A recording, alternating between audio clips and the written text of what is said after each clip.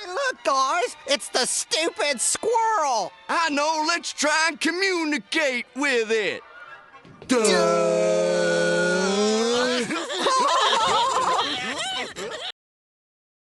The following story contains graphic details of an incident that our friend witnessed that happened back in the year 2002. As such, listening discretion is strongly advised. I won't ever forget this Thanksgiving Day, and for one huge reason, as you're about to find out. For some context, this is coming from the perspective of a male, who, when this occurred in the year 2002, I was 10 years old. We were living in an apartment complex at the time in Southern California. Now, with that bit of information out of the way, on to that Thanksgiving morning. My Aunt Linda and 3 cousins, who we will call Lucas, who was 14 at the time, Jake, who was 11, and Kevin, who was 13, had come over as my Aunt Linda was going to be helping my mom getting some food ready for later that evening. We played video games for a couple of hours, doing our best to distract ourselves from the amazing smell coming from the kitchen, but we soon grew bored of the video games, and we told my mom that we wanted to go play basketball in the park that's across the street from us. She told us not to take too long because the rest of the family was going to be over soon. So, as to not waste any more of our precious time, we flew out the front door, head across the street, and take our spot on the basketball court. We were split into 2 teams of 2. It was Kevin and I versus Lucas and Jake. While we played, I accidentally threw the ball a little too hard, and it ends up bouncing on over into the nearby parking lot. Of course, I would be the one who does that. Anyway, I volunteered to run on over and get it, and when I reach the ball, I stumble into a homeless man who looks like he had just gotten out of a fight with someone. He had some dried blood underneath his nose, a black eye, and even some blood stains on his t-shirt. And to add on top of this detail, he looked angry as all heck. Now, I didn't actually say anything to him as not to agitate his already angry look, but it seems that my sudden presence was what finally set him off. Look at you, enjoying your day like it's nothing. He started to rant to me about how life was very unfair and how life had just sucked, to which I said I was sorry to hear that, and I even asked him if he would like to play some basketball with us, or if he needed an ambulance. He looked me right in the eyes and pretty much told me to F off. Now, if he would have told me that as an adult, I would have taken that a lot more differently, but as a curious and oblivious kid at the time, I just said whatever, and I start to walk away. However, don't forget about him just yet, because things are about to get a lot more crazier. Fast forward about 30 minutes later, an ice cream guy is walking around with his little cart. My oldest cousin had some extra cash on him, and he said he would help us pick out an ice cream, but he just told us not to tell our parents since they would be mad if we ate dessert before the main dinner. We agreed, so we each pick up an ice cream and then take a seat on a nearby bench. See that guy over there? That was the one I was telling you about before. I pointed to our right and saw as the guy, who my cousins didn't see before since the cars in the parking lot were blocking their views, as he now starts to walk in our general direction with what looks like another buddy of his. We kinda just kept our eyes on them out of curiosity as they walked past us, and then head over to some other tables across the way. These were located next to the basketball court that we had been playing on. That was actually quite a distance away from where we were at the benches, but still viewable from our position. Anyway, we're still talking amongst ourselves, when suddenly we can see as they start getting into some sort of argument. They're pushing and shoving at each other, and really seem to be acting very aggressive. Bear in mind, it's 2 against 1. Well, as us and some other parkgoers are watching from a distance, we saw the guy getting beat up on pull something out of his shopping cart and then begins attacking the others. We would soon see that it was a knife. Now, he had actually gone on a stabbing spree of sorts, defending himself with the knife, as the other two now start running away from him, as the guy getting beat up sits there with a knife in hand. The man I'd seen originally ended up collapsing about halfway through the field, as his other buddy just leaves while holding his left arm and runs away. Of course, cops were on scene right away, and we were there to witness most of what happened next. The guy with the knife complies with the police as EMTs and paramedics load up the man who had collapsed in the field as he gets put in the back of an ambulance. People from the nearby apartments are now coming outside to witness the whole thing, and by now my mom and my aunt have come out to see what's happening, and they were first freaking out as they thought something bad had happened to us. Now, here's the thing. The man who collapsed was stabbed a total of 8 times in the stomach and chest area, but he somehow lived from all that. That's what we were told. The guy who defended himself, from what we learned, wasn't placed behind bars, as it was determined that he had acted in self-defense, and he had done so after the first guy with the bloodstained shirt went after him, because apparently of some sort of misunderstanding with an ex-girlfriend. Talk about crazy. Now I know this might not count as something scary happening to me in particular, but as it's something scary that my cousins and I witnessed firsthand on Thanksgiving, I thought perhaps you might want to share it on a future episode.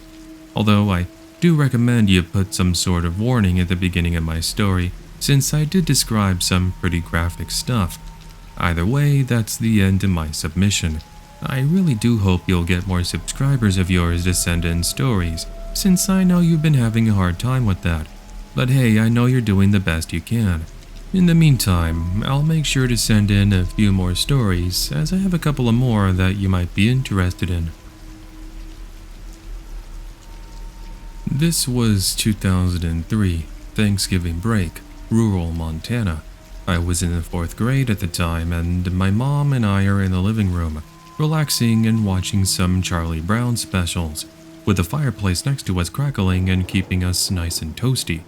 As for my dad, he was still at the mechanic shop that he still owns to this day, doing some last-minute work before he would come home.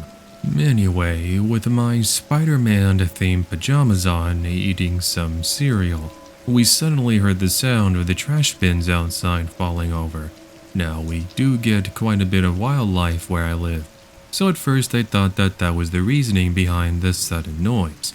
I told my mom I'd go and look, as I remember she had gotten up to go to the kitchen to put the empty bowl of cereal in the sink so she could wash it the following morning. Now, this is when I reached the side window that overlooks the trash bins, and indeed I did see that one of them was now on their side, but that wasn't the only thing I witnessed.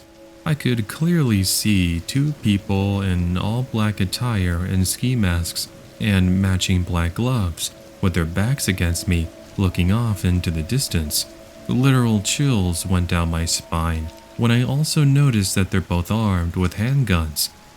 Mom, I say in a low whisper as I start to tiptoe my way toward the kitchen, but I bump into my mom in the hallway. Mom, there's 2 guys outside. They got guns. We need to call the cops. I think at first my mom was caught a little off guard. Naturally, I mean, it's not like you just expect to go about your night and have your kids say there's armed people outside with guns. Nonetheless, my mom can understand the severity and seriousness of the situation, so we end up running to my parents' room, and my mom and I push a small dresser in front of the bedroom door. All the while, we still aren't even sure if those guys I saw outside are still roaming around our property or not. Now here's the thing, I haven't brought this up. Apart from the glow of the TV in the living room and the light that's in the hallway, there is no other light source turned on inside the house. That also means that there's no way to tell from outside whether or not the lights are on or not. Now, as most people know, burglars try breaking into homes when there appears to be no lights on at all. All of this and more, my mom and I are now inside the closet as she's on the phone with 911 trying to act as calm as possible. She also has her home shotgun loaded and ready to use, just in case if it ever reached that point. Speaking of reaching a certain point, what I remember next was seeing shadows being cast against the curtains at the bedroom window. There appear to be 2 of them, and from the looks of it, They look like they're trying to open the window. Thank God, however, that the window is locked. And after about 15 seconds of them trying and us doing our best not to scream from the pure horror, we saw the shadows disappear off into the night. At last, it seemed as if we might be safe. But man, oh man, let me tell you, that wait for the police to get to our house honestly felt like an eternity. I guess it doesn't help that we lived so far out of town and the neighbors were so far and spread apart. In any case, when the police were finally on our property, the man on the phone told my mom that it was now safe for us to step out, although it did take us quite a bit of convincing to do so. The police did some searching around the property, but the only thing they found were tire tracks a further bit behind our property. Nothing was actually stolen, and the house was not broken into, but the whole situation itself really traumatized both my mom and I, especially my mom. For the following weeks, the police did more patrols of the area, and we ended up changing all the locks on our doors, as well as installing a security system. We also finally got a dog, as I'd always wanted, and he would always bark and let us know if anybody was on the property, such as the mailman for example, or anyone who was visiting at the time. Those people in the ski masks with the guns never did actually return, but part of me thinks that it was best that they didn't try going to the same house twice, since chances are, as they would find out if they did, the homeowners would be well prepared, as we were. Now let me just say, my dad was sure ready. Had he seen them trying to break in the next time, my dad says that he would have had no problem shooting them right there and then, and him being the last sight that they see. I did think it was a bit brutal when he said that to me as a kid, but now being an adult with my own wife and kids, I understood what he meant. I'll do anything to protect my wife and kids, and if you're trying to break into my house without permission, you have a weapon, and you threaten my family, then things are not going to end well for you. You can count on that. This happened to me during Thanksgiving break of 2018, when I had gone to visit my grandparents, who are in Anchorage. While we spent Thanksgiving Day at my grandparents' house, where my grandma made some of the best turkey dinner I'd ever had, the following day, a friend of my grandfather had invited us over for their own dinner party, which they would be throwing for family and friends. It also turned out that it was the birthday of one of the grandkids. Well, apart from it being a party, I was actually pretty excited too, since my grandfather told me that they had a German Shepherd named Bruno, knowing very well how much I adore that breed. Their apartment was a short 5-minute drive away from where my grandparents' house is. So anyway, we left the house at about 5 p.m.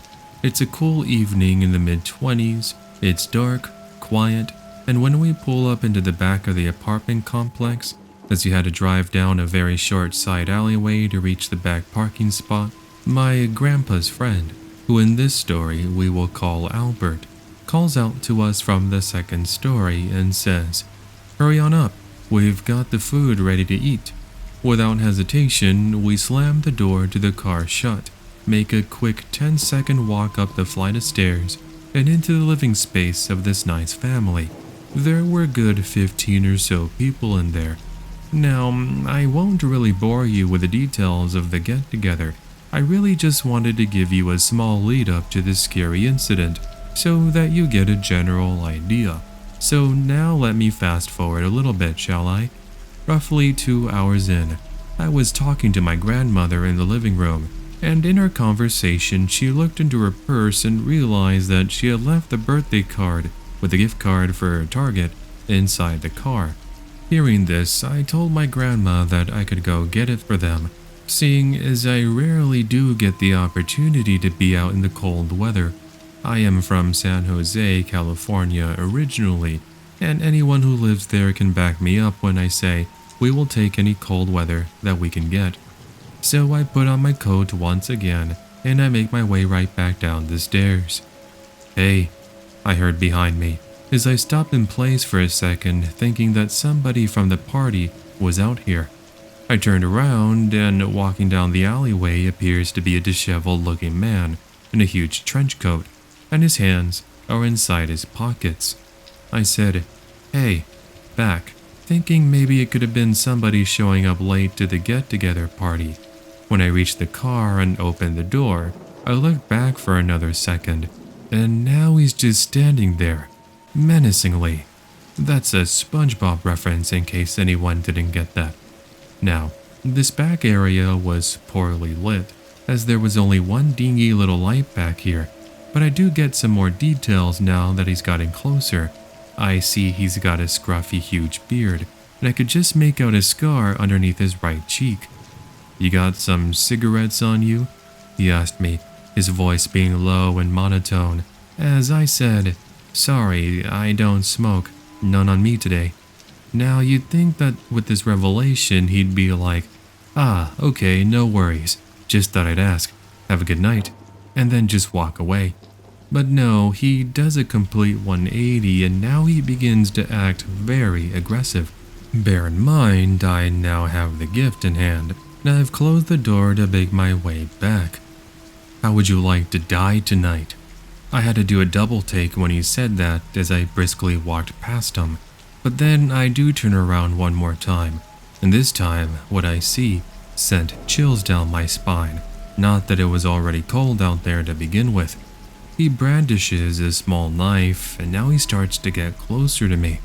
Well, I wasn't just going to stand there and wait for him to stab me, so I screamed bloody murder and make my way up the steps. I can hear Bruno, the German Shepherd, barking inside the apartment. Needless to say, the door is opened, and without another hesitation, Bruno storms right past me and heads towards where this creep is.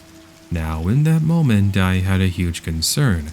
In fact, all of us did. This guy has a knife.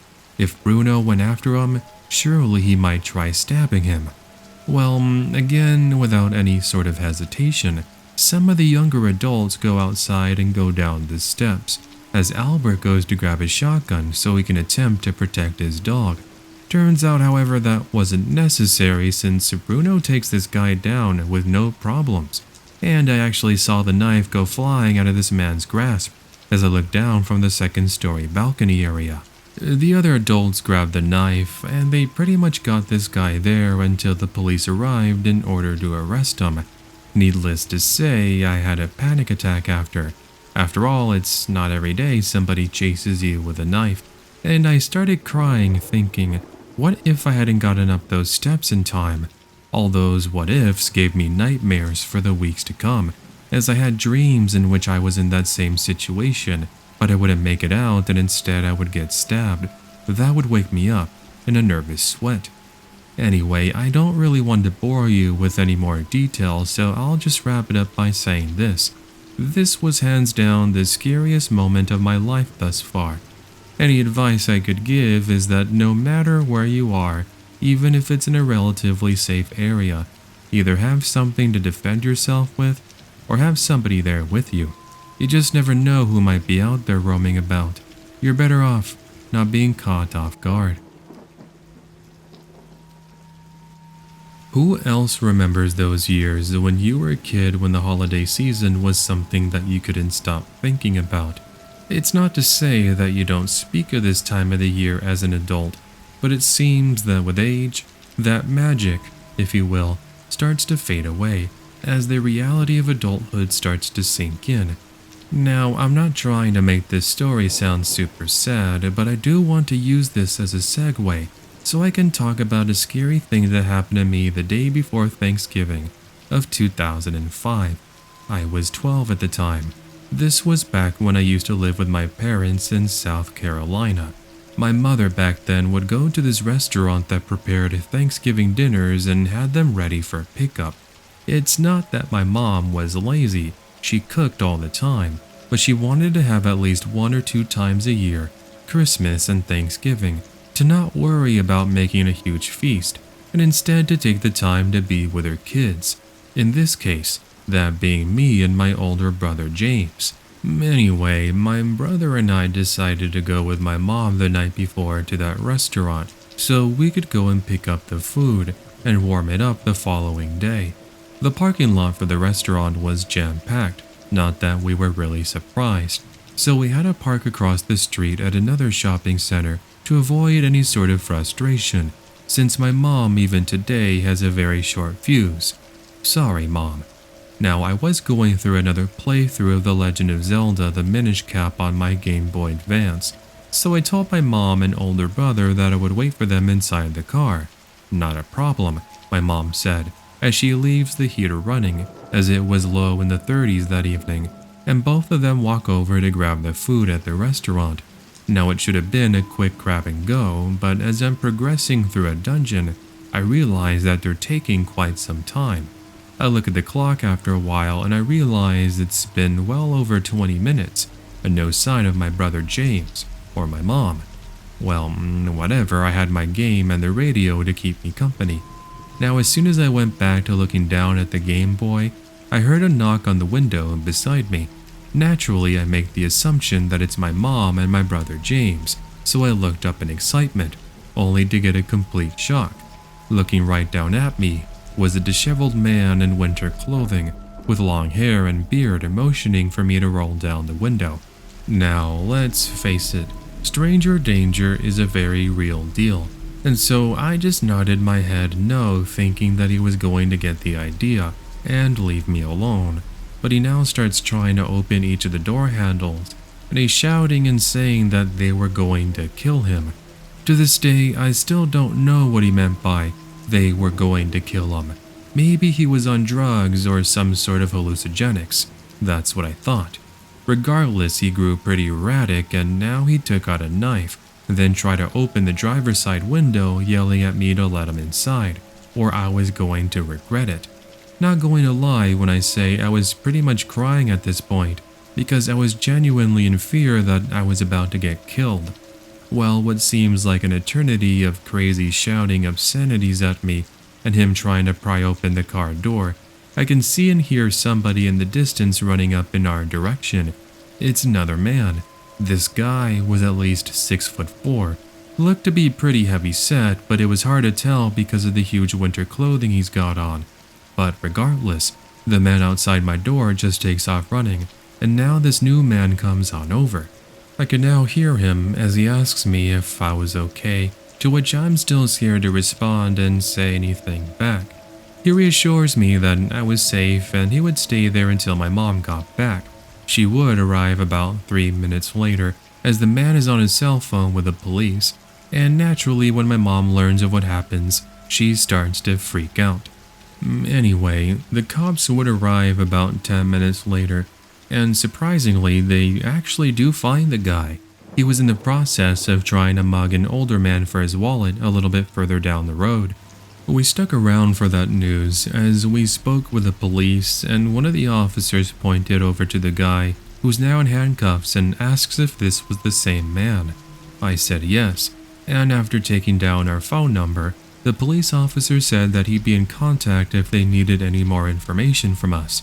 Spoiler alert, they never called, and for the years that passed since then, I have been able to move on, with no other scary incidents such as that happening to me thus far, and I hope that it remains that way. In 2007, I was flying back home for Thanksgiving break to Orange County, California, that being John Wayne Airport, but I had to first stop in Seattle. For reference, I'm female. I was 20 years old at the time. Now, it was a roughly 3-hour layover, and let me just say, it was an experience like none other. Anyway, with such a huge amount of time to waste, I walked around the airport for a while, going up to the various gift shops and talking to the airport employees. Soon, I grew bored of this as well, and an hour before we would be led onto the plane, I decided to grab myself a cup of coffee and a bagel at one of the coffee shops. It was pretty quiet in there, just a couple of families who were sitting down and looking at the TV screen above them. I recall that there was a football game on. As soon as I took my seat at one of the tables by the entrance of the coffee shop, I got approached by a man who looks to be in his early 40s, who is dressed up in business attire. He's clean cut, brown hair combed to the side, some black glasses, around 5'11", 160 pounds. He asked me if I could watch his suitcase for him since he said it was really heavy and he wanted to take a break from holding it as he ordered his drink. I told him it wasn't a problem as he now walks up to the front counter as I go back to listening to music on my iPod video. Yeah, remember those? Not like today where everybody has an iPhone. Nonetheless, he returns roughly 7 minutes later with a small coffee, and now he starts a conversation with me. It was basic small talk like, "Hey, my name is Frank. What's your name? Where are you going?" etc., etc.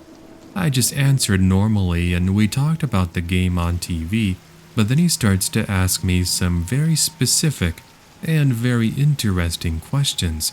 He asks me if I have a boyfriend or if I'm married, to which I said I do have a boyfriend, and I see he grows a bit angry. And then he also asks me if I would be interested in modeling, and get this, even the adult entertainment industry. Yes, the one that starts with the letter P. I told him no thanks and now tried to change the subject. However, moments after that, without any sort of hesitation, he grabs my hand, looks me right in the eyes, and says, "You don't realize it. This could be a really huge break for you. You have great looks, you're sexy, beautiful, and you could make a lot of money with a little effort." I now pulled my arm away from him and then walked out of the coffee shop, creeped out and hoping I would never see him ever again. But sadly, this creepy incident of mine isn't over just yet. You see, he just ends up following me through the airport, and now I'm starting to get a bit paranoid as I'm getting stalked around this airport. Now, I do look back on this and I wonder why in the world I didn't get an airport security guard involved. That would have made things so much easier. There was a silver lining, however. I chose to briskly walk over to the gate where my flight would be waiting for me, and I sat next to a nice family. A mom, a dad, and 2 young kids. The mother could clearly sense that something was wrong, and now she starts to ask me if something happened, to which I now begin to explain the incident I had just gone through. In those moments, the creepy guy from before walks up to us, and then says, "Come on, babe, we're going to be late for our flight. Let's go already." He then reaches to grab my arm and pulls me up. Luckily, however, the dad steps up to the plate, so to speak, and tells the guy to back off. The other guy now has the nerve to tell him not to get involved with him, and he says that I was his wife, that being me. Yeah, no kidding. And now I finally had enough. I shouted out so everybody in the airport could clearly hear me. "Get your hands off of me, you creep, and stop following me around. I don't even know you." This dude's face turned red so fast, and he didn't even spend another second trying to come up with some sort of lame cover story. Instead, he just turns around and pushes his way past some people as he disappears further into the airport. I did manage to get the attention of airport security, but I don't know whatever happened to him since I had to board the plane and leave to head back home. Funny enough, it seemed like destiny because that family that I walked up to ended up sitting right in front of me. So we ended up talking throughout most of the flight back home. Anyway, I know my story is a little bit more on the tame side when it comes to scary and creepy things, but I figured it was worth writing out for an episode of the Creepy Fox podcast. Please use my story as a learning lesson if you will. If you end up in a situation where you're being stalked and followed, don't play nice if someone is disrespecting you, or in my case, stalking you. Speak up, scream, shout, whatever it takes, because you shouldn't have to deal with situations such as this. I've been lurking in this sub for a while, and I wanted to share my story with all of you. It was Thanksgiving 2011, and I was celebrating at my grandparents' farm in the little town of Seville, Florida. It's north of DeLand. I had way too much to eat that holiday, and I was about to leave to drive back to school in Tallahassee. I stopped at the one little gas station in town to fill up before getting on the highway. I just finished filling up, and that's when a lady walked up to me. She was really ratty looking, with crazy blonde dyed hair. But this is the backwoods of Florida, so no judgment here. There were really kind people who looked like that in those parts. Anyway, she started talking to me about how her car had run out of gas. She pointed to an older junker parked over near the convenience store, and if I could possibly give her some cash to get home. I usually don't say yes to things like that, but it was Thanksgiving weekend, so I was feeling extra generous. So I told her that I'd be happy to fill up her car a little to get her home. But then it started to get weird. She kept insisting I give her cash, and that the car was empty. She couldn't drive it to a pump. I don't know why I didn't leave right there and then, but again, I was in a very good mood. I told her if she had a gas can, well, I would put some gas in there, but I didn't feel comfortable giving her cash. She kept objecting, but eventually went over and pulled the gas can from her car. I started filling it up. She then put her hand on me and said, "Do you have a girlfriend?" I told her no, politely. She said she wanted to pay me back somehow for the gas, and asked if I wanted to come to her place. I told her no, less politely this time. She then kept touching my shoulder, thanking me, and then offered me oral behind the station. So I stopped the gas pump, got in my car, and left her there with the gas can. I called my mom a little later, and I told her about the creepy, sleazy encounter. She paused and asked me if this lady had ratty blonde hair and looked like she was on drugs. I confirmed that yes, that was what she looked like, and how could she know that information? This lady was apparently all over the news. She was a prostitute in town and had been at a party earlier. An exchange had gone south, and her baby had been kidnapped by a client of hers and left under a bush in town. She hadn't even bothered to call the police about the missing child until later. They were both arrested and charged, and I can provide the news stories if anyone needs proof. Anyway, TLDR, prostitute solicitates me for money. Meanwhile, her child has been kidnapped by a client of hers. Here is a little bit of background before I get into the details. I spend every other weekend about 3 hours away from my hometown to where my boyfriend lives in Houston. When you drive from the San Marcos area to Houston, you actually go on Highway 10 for the duration of the trip. It's just one lengthy highway that eventually turns into Katy. The highway on its own is creepy. It is surrounded by dim lighting and farmland. It does have the occasional small countryside town, which peaks up every so often to keep you more awake. Now, usually I take this drive during the daytime, but due to the holidays, I decided to leave in the evening. But here is the story. I'd been spending Thanksgiving with a bunch of friends. I lost track of time. Soon it got dark, and I knew I had to get home. I was already a little nervous from the sheer lack of light and that 3-hour drive, but it had to be done regardless.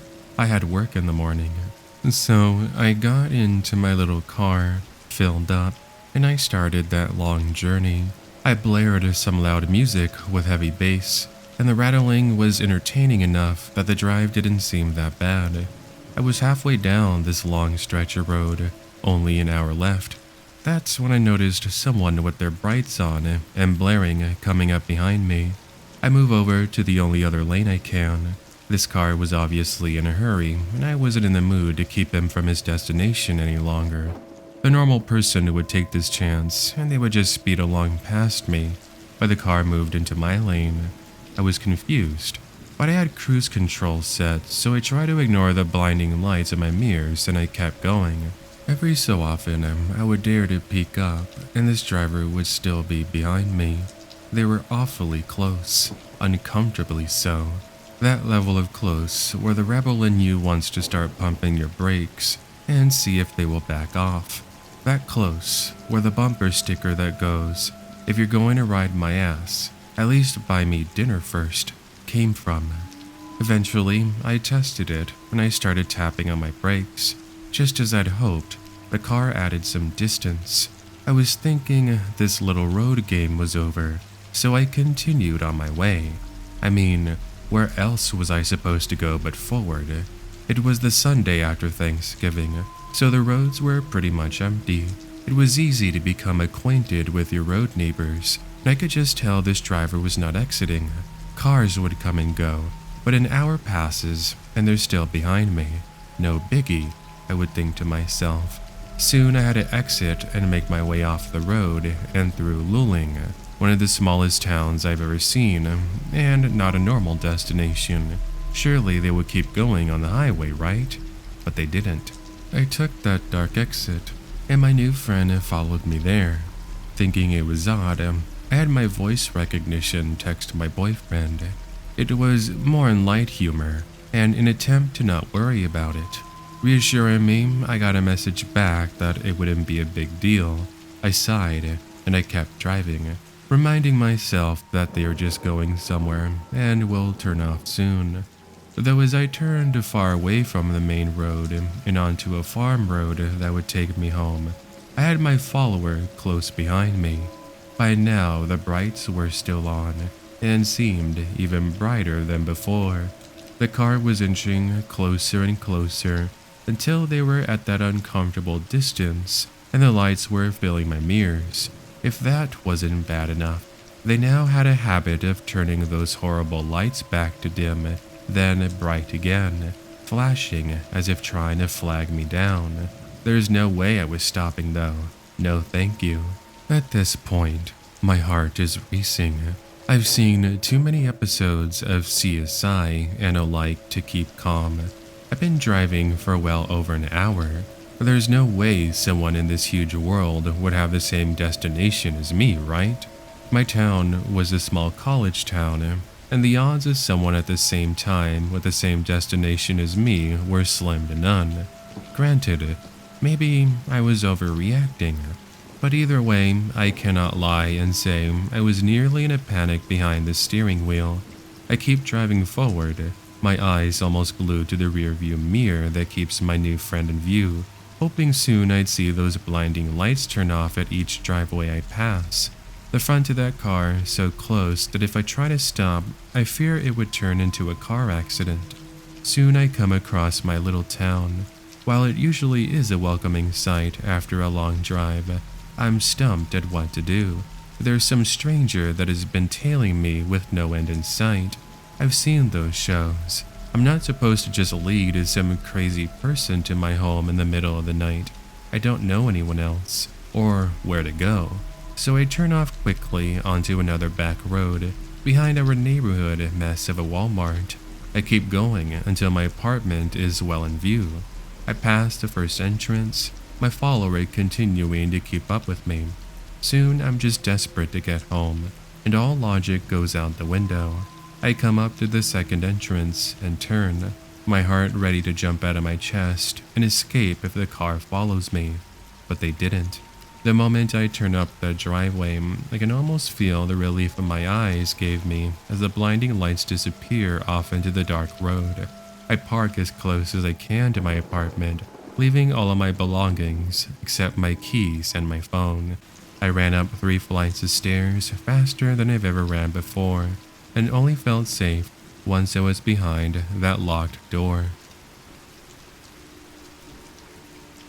This story happened a few years ago, back when I was in my first year of college during Thanksgiving break. I went to college in a tiny town in central Utah, but I grew up in a city in Idaho that was a 6-hour drive from said tiny college town. For my entire life, my family has been poor, so they couldn't really afford to have Thanksgiving. Also, they couldn't drive down to central Utah to get me. I myself had some health problems in high school that made my grandparents, who I lived with the last year and a half of high school, decide not to teach me how to drive, get my license, or even help me get a car. I didn't turn 18 until after graduation, just a few weeks before I moved to Utah. There wasn't enough time for me to learn to drive, feel comfortable driving, get my license, or get a car. So I just bought a bus ticket to get to my family for Thanksgiving. Originally, I was going to stay in Utah for Thanksgiving, and my grandpa would pick me up for Christmas vacation, but I was super homesick. I didn't know anyone very well, and I just didn't want to be alone in my dorm for those 5 days. So a few weeks before, I bought a Greyhound bus ticket going from Salt Lake City directly to my hometown. I talked to my roommate, who had agreed to drop me off at the bus station since she didn't live too far away from Salt Lake if I pitched in for gas, which is what I did. My grandpa agreed to pick me up at the place the bus would drop me off, which was a gas station in front of a Lowe's at 4 in the morning.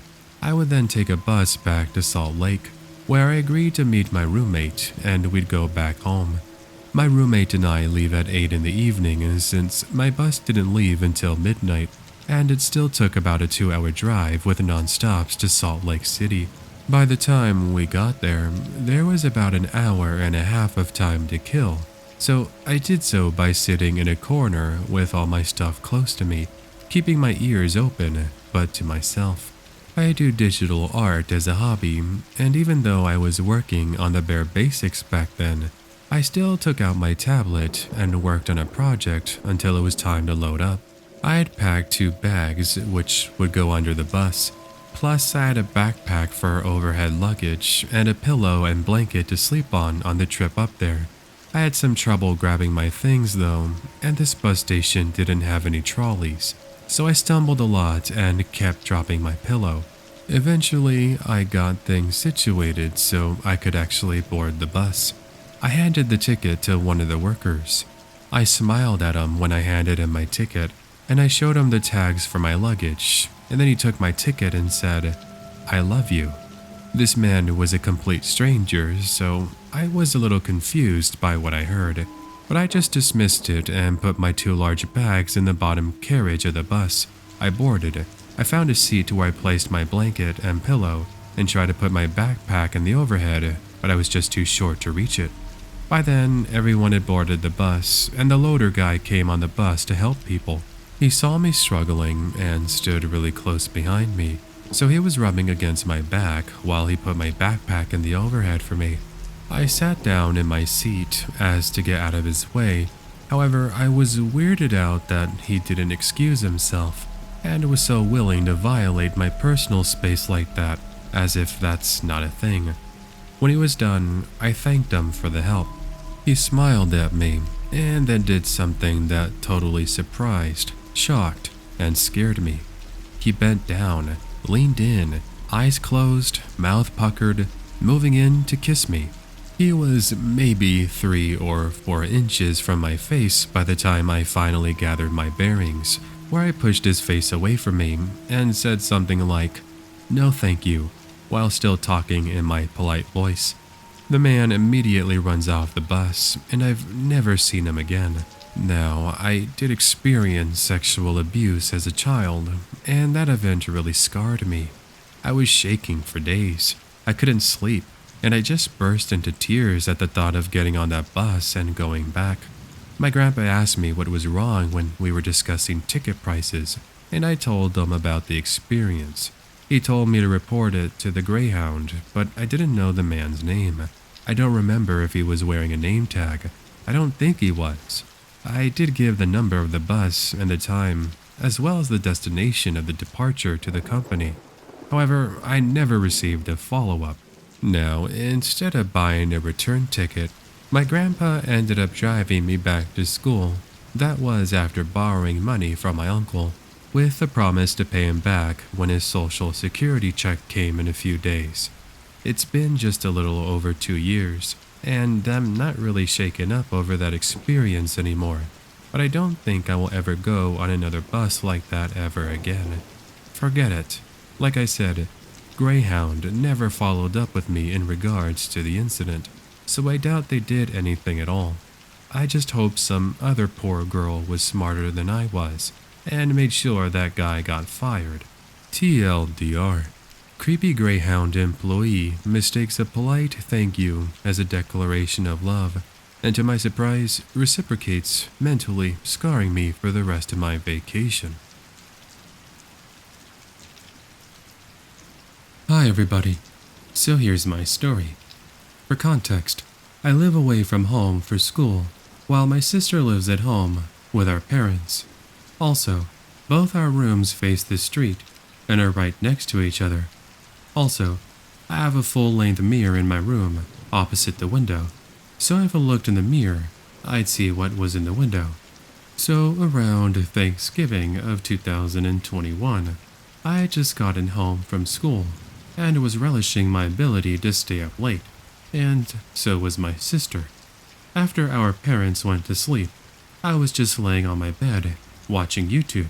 I had my window blinds open, and for some reason, I felt the urge to look up, so I look in the mirror. Outside, someone pops up from below the window and bangs on my window super loud 3 times, and then sprints away. I'm shaking. I'm on the verge of tears. I then run to my sister's room and explain what has happened. She is shaken up, but we chalked it up to a dumb teenager. Just a few nights later, at midnight, I see a text message from my sister. Did you hear that? There was somebody in the window. I felt that same fear.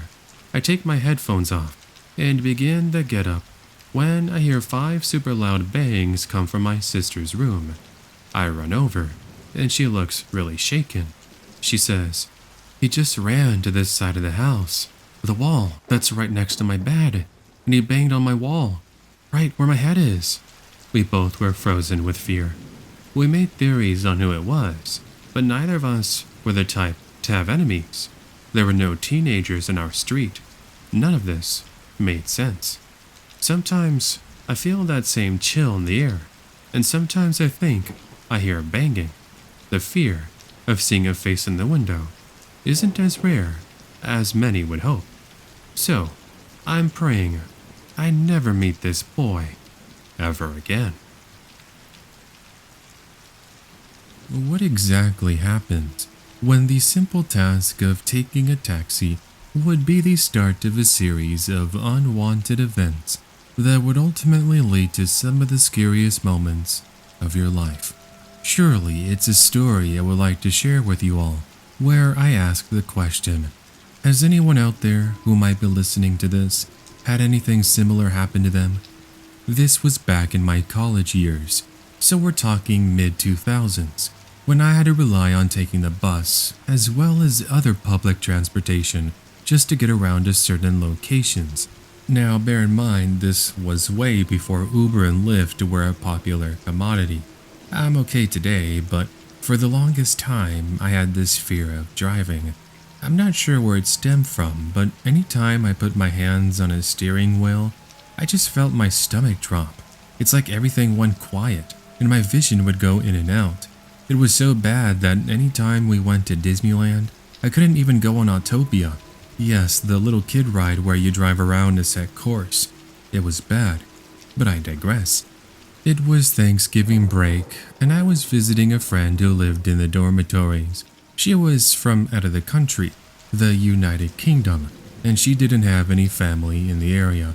This was also her first time celebrating Thanksgiving in the United States, so I kept her company by bringing over some Thanksgiving goodies. We had our very own potluck, so to speak, and I remember watching a bunch of Charlie Brown specials, and just all in all, having a great time. By 11 p.m., I was set to go home, which would mean I needed to take the bus, which would take about 30 minutes. However, after waiting at the bus stop for more time than I'd like to admit, I realized the schedule was changed due to the holiday. That's why I returned back to my friend and I called the taxi using her phone, since my cell phone's battery was pretty empty. I had no idea you could order a taxi, but a taxi driver did show up and I bid my friend a good evening. I entered the taxi, and the driver was a middle-aged man with a mustache who had a very strong accent. Some of the things he said, I just had to nod my head as I was trying to be polite, when in actuality I couldn't understand him. He asks me where I was going, and I tell him I needed to go back home. He inputs the directions, and we get a move on. But right away he starts asking me questions. What were you doing out at this time? How old are you? Any fun hobbies? I answered the more innocent questions, hoping they'd be enough of a distraction from the more personal ones. But then he asked me where I worked. It didn't seem like a big deal at the time, but very stupidly I told him that I worked at a Hollywood video rental store on the other side of town, to which he says, "That's really cool," before he continues to dry. Yeah, anyone else remember Hollywood Video? I have some other horror stories from my time working there if anyone is interested. Anyway, eventually we got to my house, and as I paid, he asks me if he could get my phone number. I told him I had a boyfriend and that I wasn't comfortable giving that information out to a complete stranger, to which he says he just wanted to be friends with a beautiful girl. He was actually so insistent that he said he was willing to waive the cost of the taxi ride so he could keep in communication. I threw the cash at his face and then I stormed into my home before proceeding to throw my backpack on the couch. As one final precaution, I looked outside the window, but I could see he still parked in my driveway, just looking at my home. Now, I was actually considering whether or not I should have woken up my dad, as he used to serve in the army and could definitely kick this guy's teeth in had he tried anything funny. Finally though, after another minute, he backs up and takes off. It was my hope that that would be the end to my story. Just something mildly creepy that I could tell my friends about next time I saw them. But I wouldn't just hype my story at the beginning for nothing. Just a couple of days later, I was working at that Hollywood Video, and guess who happened to have shown up? Yup, you guessed it. It's the same taxi driver from before. Now, I was actually busy helping a customer when I saw him walking toward me with his eyes wide open and a stance that said, "Look what I found." I used the customer as a distraction as he tried to get my attention. I told the creep, "Sir, can you please be patient? I'm trying to help out this customer." All the while, I'm just hoping he'll take the hint and leave me be. But oh no, he was patient. He waited until the customer left and then approached me. "Wow, I can't believe this is the Hollywood Video you work at. What a small world," he says with a smirk as he takes his phone out and then asks me what I was doing later that evening.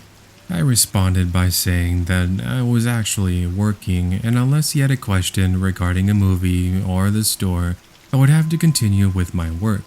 He once again asks me what I was doing after work, this time with a more affirmative and angry vocal tone, but I get to organizing some movies on the shelf, completely ignoring him, and this time he seemed to get angry.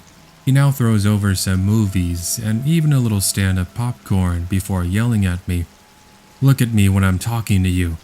My manager, who was the sweetest lady you'd ever meet, walks over at this time and tells the man that he needs to leave. Basically, he cursed at her and flipped her off, before then walking out of the store, fuming like you'd see villains do in the cartoons. My manager naturally checked up on me, as a few kind customers assisted with picking everything up. "What was up with that guy? Do you know him or something?" I told her that he was a taxi driver who dropped me off at my house the other day, and that for whatever reason he had shown up at our store. She thought it was the strangest thing ever and asked if I needed a break. I said no, and I just continued with my shift, sucking it up. Fast forward a few weeks later, it's a couple of days before Christmas, and my friend, the same one I spent Thanksgiving with, is spending the holiday over at my home. My mom and dad had gone to Costco to do some last-minute grocery shopping, and myself and my friend Emma were in the kitchen eating cookies with some milk. At some point in our conversation, I saw something move in the window behind Emma. Emma thought I was trying to scare her, but I told her I was being deadly serious. So I turned on the back porch light, and this is when I get the shock of the century. The taxi driver was back, and he was trying to pry open one of the windows.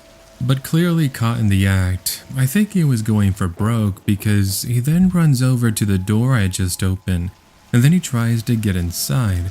But by the time he got to me, I had already locked the door and Emma was on the phone with the police.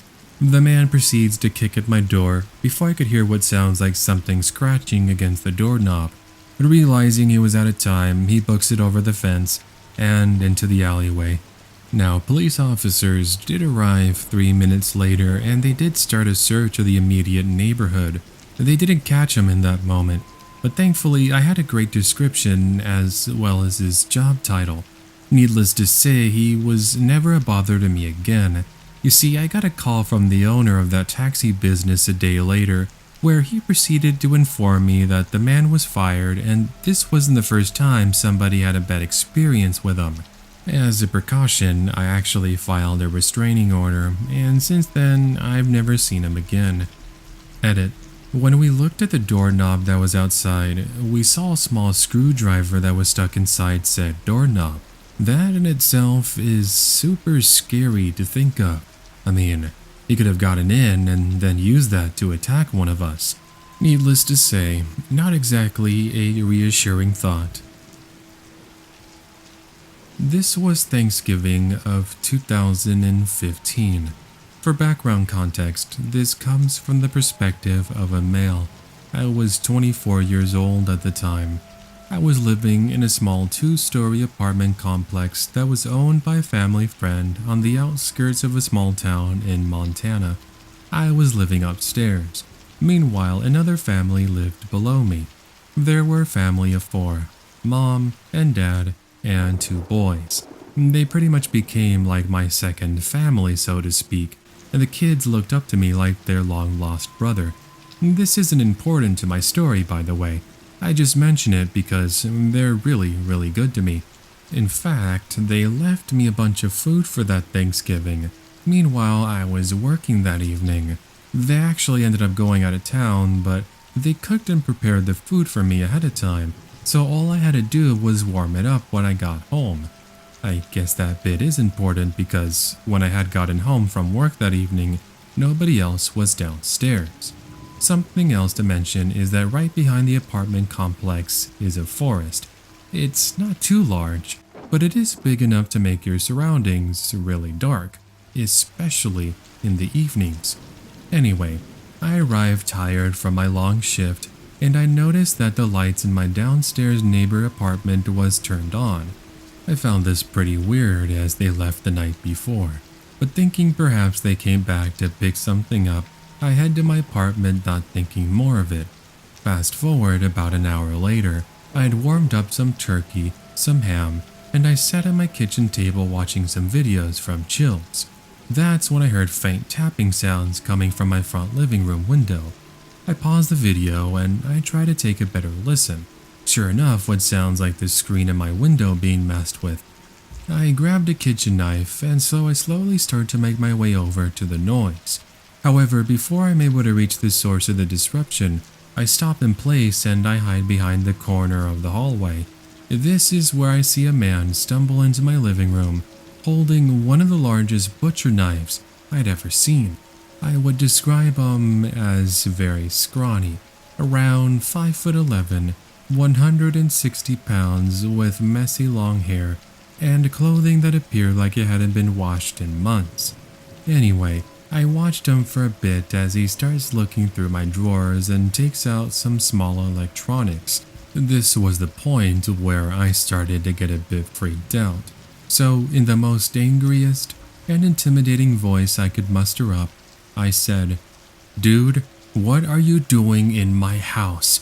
Get out of here before I call the cops." He stops what he's doing and then just stares at me like he was in some sort of trance. "What? Do I have to repeat myself again? Get out, now." "No, you get out. This is my house." "Excuse me?" Yeah, this guy was completely wasted. Now, yes, I am 6'1" and 210 pounds, but the dude still has the knife. Yes, we were both armed, but I'd never been in a situation like this. Also, people that are usually on something tend to be a lot more violent. I wasn't letting up, however, as I stood my ground, and he starts to grow more and more agitated as he now starts throwing small furniture around and cursing at me, calling me by all these different names. At this point, I'm on my cell phone, but before I'm able to get connected with dispatch, the dude comes running at me full force. I pretty much booked it and head toward my room, locking myself in as he starts throwing himself against the door, saying that he was going to kill me. Now, yes, you can call me a baby for that, but come on, the dude's got a knife. Back to what I was saying. I was still on the line with 911 as the guy continues to curse at me and throw himself against the door. 2 straight minutes of this, the creep actually gets the smart idea of taking the butcher's knife and slamming it and stabbing the door. Here's the thing. It seems as it got stuck because not only did I see it come through the door, but I can hear him struggling to take it back out. It was stuck, indefinitely. Man, am I glad that door was thick. So, after what seemed like an eternity, his only weapon was out of commission. I now hear his footsteps and voice slowly begin to disappear. The last thing I heard was a door slam in the apartment below me. Police officers arrived about 3 minutes later, and the operator told me that I was safe to open my bedroom door, which she didn't need to tell me twice as the cops were already inside. After I told the police that I heard him downstairs in my neighbor's apartment, they ended up going down there, and they find him hiding in the restroom. And that was pretty much it. A few days later, I would learn that he was actually a well-known junkie and troublemaker, and he had his brush with the law in the past. It's just crazy to think that he was all the way out here, and he chose to break not only into my apartment, but the neighbors as well. So, there you have it. The time some creep broke into my house on Thanksgiving and tried to stab me to death. Hey there, before we continue with today's episode, make sure that if you're brand new, hit that subscribe button and the bell beside it, and leave a like rating and a comment telling me what you all thought. Now, as you've been able to hear so far, my channel features scary stories that you're not going to find on any other narration channel, as I normally only source from my own fellow subscribers. This is of course done to avoid you all hearing the same stories that you might have heard from another narration channel, as I know that gets to be very frustrating. But yeah, let's go ahead and continue with today's episode. This encounter was pretty interesting in that it proves that you don't have to be home alone nor out walking by yourself for someone creepy to give you a tough time. This was last Thanksgiving, and myself and my older brother were driving back from a Thanksgiving party. I'm female, 22 years old by the way. Anyway, we were driving from Anchorage and heading toward our home in Seward. To get to our home, you had to take Alaska State 1 and then drive up into the mountains. Now, considering how dark it becomes after like 3 or 4 p.m., the only light source we had came from our car headlights. Occasionally, you would see another vehicle drive by you, but in the area in which we were at, this was very rare. Maybe every 20 minutes you'd see a car. So it all began at this lonely little rest stop. With so much food being consumed, my brother really needed to go to the restroom really badly. We arrived, my brother heads in, and I stay in the car with the heater on. Now, knowing my brother, I knew we were going to be out here for quite a while. So I pulled the seat back, placed my feet on the dashboard, and I closed my eyes to the sound of the tunes coming from my iPod. It must have been a solid 15 minutes when I happened to be awoken by headlights shining through the back window. It was what looked to be like a large silver Toyota Tundra. The vehicle, of all spots, chooses to park directly next to me. Annoyed, I take a look at the driver and he looked ginormous. He had a large scruffy beard and a beanie on. He sort of reminded me of Santa Claus. However, this random guy wasn't in any sort of jolly mood, at least from what I could tell. He sort of just stares at me for a solid 20 to 30 seconds, before finally heading into the restroom. He comes back a minute later as I'm looking at my phone, and then I hear him knock at my window. I look up and he's got this really creepy smile on his face. "What do you want?" I tell him, slightly annoyed. "I just saw you. You're really cute. Are you waiting for your boyfriend or something?" "No, I'm waiting for my brother. What about it?" I try to act as intimidating as I could, even though I wasn't fooling him. "Well, if you're cold, I can always wait in there with you, or you can come along with me." I tell him I wasn't interested, but he keeps insisting I open the door. Finally, after what seemed like an eternity, my brother steps out of the restroom, and he immediately walks over with a look of confusion. "Excuse me, was there anything you needed?" "No, I was just checking up on her. I'm on my way out."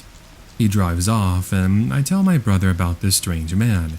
He says that if he comes back and gives us any issues, he would make sure he didn't bother us again. By the way, my brother had a license to carry, but I couldn't use the pistol because he had taken it with him to the restroom. Anyway, this story isn't over just yet. In fact, it's about to get so much worse. Fast forward maybe about 10 minutes or so, and we've reached a part of the mountains with absolutely no cell phone service whatsoever. We hadn't seen any vehicles since the creep at the rest stop, and we were starting to think that the rest of the night would go by very smoothly. Out of nowhere, however, we jumped out of our seats surprised when a pair of headlights are blinding my brother and I. A vehicle is parked in the middle of the road just up ahead of us. My brother now slams on the brakes as our car slowly skates towards this vehicle, just missing it by a few inches. While we were shocked that we had almost driven over the canyon, what surprised us even more was the vehicle looked very familiar. It was the same silver Toyota Tundra which contained the creep from the rest stop. This is confirmed when the Toyota's driver's door opens and the guy from earlier steps out, but he has a surprise. What looks to be like a hunting rifle. Naturally, we were shocked as he begins to demand we both get out of the vehicle, otherwise he would take a shot at the front window. I'll tell you this, there was no way we were getting out of the car. So here's what happened. My brother pulls down the window and tells him that we would get out. The creep puts the rifle down for a brief moment, and then my brother whispers, "I'd take cover." My brother then steps on the gas, almost hitting the dude in the process. We had fooled him, but that's not before he actually takes aim and fires a single gunshot that hits our back bumper.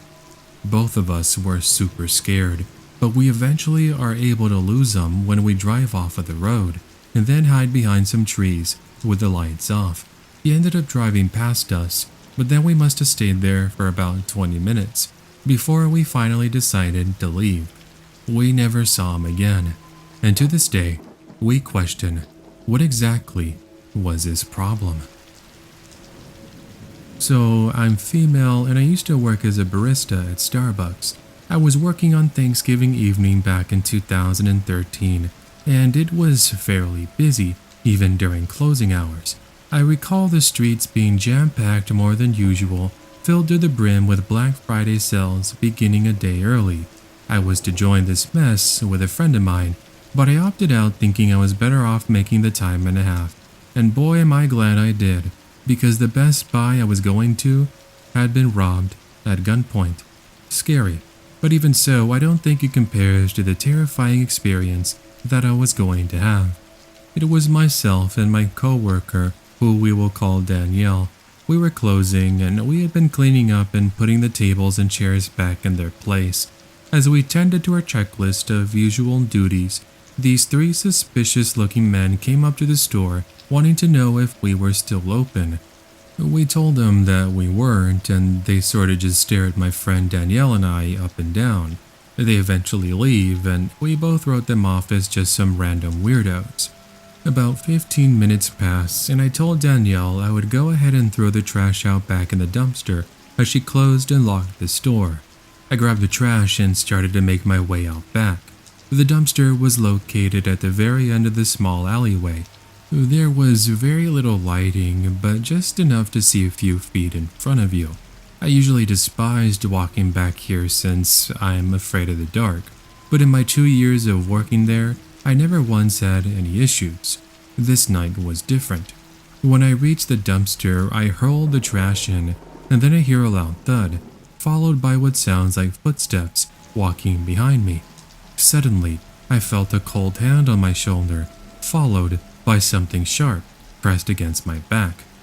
Don't make any sudden movements if you know what's good for you.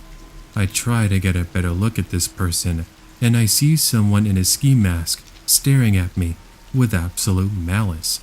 Start walking this way, and don't you dare scream." I had no clue what was happening, but something was telling me I needed to run. However, I was too scared to do so. This guy had held me in a way where, if I moved, he would completely stab me with that knife he had. So we start making our way down to the opposite side of the alley, where I was able to see a van open, with masked men waiting for me inside. I couldn't believe me. These men were abducting me, and my friend Danielle was oblivious to what was about to take place. We start getting closer and closer to this dingy, beat-up minivan, as I'm pretty much on the verge of crying. But by some miracle of God, something happens that I believe truly saved me from never being seen nor heard from ever again. Two police officers approached the open van, which I later learned was because they were parked in a spot that they weren't allowed to be in. I screamed as loud as I could as the creep behind me takes a step back and then booked it into the alley.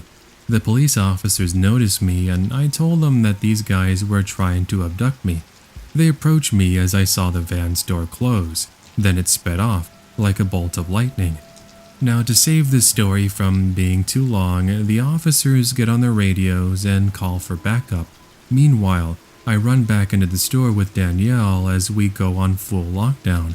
About 10 minutes later, they capture and arrest the knife-wielding masked man, who turned out to be one of the creeps who showed up at our store just a bit earlier. Eventually, the other two were caught, and all three are charged and rightfully taken in. I was so scared that it took me almost 2 weeks to get back to work, and even when I did, I wasn't the same. It's been a long time since then, and even though I now live far away and in another state, I still sometimes get pretty nervous if I'm walking alone at night. If for whatever reason I do now, I do concealed carry. I haven't had any issues with creeps as of late, and I'm hoping I never will, ever again. I moved to a town in Alaska called Wasilla a year ago from Chicago, and I honestly felt like I'd moved to a more safer area, where the people seemed friendlier, and I never really heard about crime whatsoever. Of course, wouldn't you know it, my bad luck ended up following me there as well. So, I was at the grocery store as I was grabbing some food for Thanksgiving, and I was minding my own business. Out from nowhere, I heard somebody call out to me, "Hey there, beautiful. What's someone like you shopping here on your own?" Great. Just when I thought I was going to have a normal shopping evening, a large, fairly overweight man stumbles over to me and begins with typical questions. "How old are you? Where do you live? Want to come over to my house and spend the night together?" etc. Disgusted not only by his smell, but his comments too, I ignore him and I continue on with my shopping. He now tries to get me to stop, but some other customers intervene and get him to lay off. This encounter at the supermarket was just the beginning, however. Fast forward 20 minutes later, and I'm heading back to my apartment, which was about 10 minutes away from the grocery store. I began to notice the same SUV following me. I first noticed it when I almost bumped into them when exiting the supermarket parking lot. Anyway, they kept turning their lights on and off, as if trying to signal they wanted me to pull over. I ignored this and continue on to my apartment, hoping that they would just leave me alone. That's when I realized I'd made a huge mistake. I should have gone directly to the police station, but instead I let this complete stranger near my home. But moving on, once I'm about 2 minutes from my apartment, the car disappears and I finally begin to relax. I tell myself this was just some random person's way of trying to mess with me. Fast forward 2 hours later and I'm preparing the food I would be taking to a friend's house tomorrow for Thanksgiving. I head outside to let my pet dog use the restroom, and that's when I see him. The same weirdo from the grocery store is snooping around my backyard, trying to open a window. My dog, who is a German Shepherd, goes into protective mode, and this guy takes off running. But that's not before getting a good scare. I did chase after him with my dog, and I watched as he gets into the same SUV, the one that followed me home. This time, I made sure to take a picture of his license plate, as well as get a good description. In summary, he was actually arrested a couple of days later after he had been staking out somebody else's house. Only this time, he was able to get inside that house. Luckily, the girl wasn't home, but their security system notified the police, who arrived in time to take him in. When I saw this on the news, I had a match. So, I just hope we never have to hear from him ever again. The story was originally sent in the year 2020, so some of the details you're going to hear at the beginning obviously refer to the lockdowns and such, so here's how the story goes. This occurred 3 Thanksgivings ago when I'd volunteered at my local homeless shelter to help with serving food. I know it's kind of difficult to do today because of, well, you know, but I highly recommend once things get better and states open up, you try it out. There's just something so rewarding about helping the homeless, a feeling of satisfaction, and seeing the gratitude on those people's faces. It really makes your day. It's just a shame that I had to go through what happened after I volunteered. So after roughly 4 hours of helping at the shelter, I ended up leaving and start making my way back home. I live roughly a 20-minute walk from my house, and as you'd expect, I ended up walking to save gas. I never had a problem with walking at night. In fact, some would say the town I live in is pretty safe. There never really is a word of crime, and a lot of the kids play in the neighborhoods even into the late hours. Anyway, to get home, I have to walk in a park right behind the homeless shelter, which then shoots me out next to the street. There are some businesses such as a pharmacy, gas station, fast food, etc. Right behind that are neighborhoods, and a few blocks later is my home. As I'm making my walk in the park, admiring the sounds of crickets chirping and owls hooting, I started to notice I was being followed. The reason I say notice is because I passed by a park bench, and there was a man sitting there looking at his phone, who then got up and started to follow me. I didn't want to jump to conclusions. Maybe he was also leaving as well, but just in case, I reached into my purse and grabbed my pepper spray from my key ring. I continued to walk for another minute and looked back, only to see the man is still keeping up with me. "Hey, you dropped your wallet. Here, take it," he said in a drunken tone as my eyes once again met his. I knew at this point he was up to no good. I didn't bring my wallet, so what purpose did he have in lying? All I had was my purse, which has a water bottle, keys with pepper spray, which I currently held in my fist, and my ID with some cash. Realizing his antics, I decided to continue walking, and that's when he speaks up again, telling me I dropped my wallet. I started now to transition into a sprint, and I could hear him do the same thing. "Get back, you're only making things worse," he said out of breath, when what I see sends me into a full-on panic. There's a knife in his grasp. I started to scream and yell like a little kid, booking it across the street toward the pharmacy, where luckily I got the attention of a customer, who I would find out was a security guard. He goes outside to check up on the stranger, but he returns to me saying he's long gone and there's not much he can do. I thanked him for his help, as another woman customer is helping comfort me over what was perhaps one of the scarier things I had ever gone through in my life. After a few minutes, I regained my composure and called my friend Evan so he can come pick me up. Even though I was less than 5 minutes from home, I was still paranoid. He dropped me off and I proceeded to tell my mom and dad about what had just happened to me. They didn't believe me at first, but when they saw how visibly shaken I'd become the further I went into the story, the more they started to realize and feel my sympathy. I don't know whether or not the guy was arrested or even found, since I was supposed to get a call back from the police after I'd called them, but here we are today, no answers. I believe the guy might have been drunk because of the way he spoke, or perhaps he was on drugs, especially because of the way he was running and acting. My advice to all of you out there, it doesn't matter if you live in a safe area, there's always that one individual who might be out on the prowl. So please, be careful and be aware of your surroundings. This happened last year when my wife and I were driving up to visit my parents from Florida up to North Carolina for Thanksgiving. Although we contemplated on flying, my wife insisted we drive so that she could take pictures for her Instagram. She's sort of a photo junkie, if you will, but that's not really important other than explaining as to why we drove. Now, this scary story involves my wife. I was part of it, but she was the one who experienced it firsthand. Therefore, I'm going to jump between perspectives, but I'll make sure to let you know so you don't get lost. Continuing on, it was approaching dusk. I would estimate about 20 minutes of sunlight left, and my wife had the strong urge to stop and use the restroom. I asked her if she could hold it for another 30 minutes, since the next town was coming up, but she wasn't having any of it. She showed me on her phone's GPS there was a gas station in about 5 miles, and demanded that I stopped. I agreed, since admittedly I was starting to get the tinkles as well. We ended up stopping at a gas station at the side of the highway, and it was completely deserted. There was only one other vehicle, most likely belonging to the cashier, and of course, ourselves.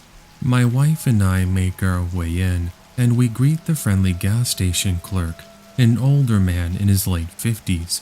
My wife goes into the restroom first, and once she's out, she tells me she would go wait in the car. Looking back on the situation, my wife regrets not waiting in the little convenience store with myself and the clerk. But then again, I wouldn't be writing this story to you if she didn't. Here's the part of the story where I'm going to switch over to my wife's perspective. Bear in mind, this was all in the span of less than 5 minutes.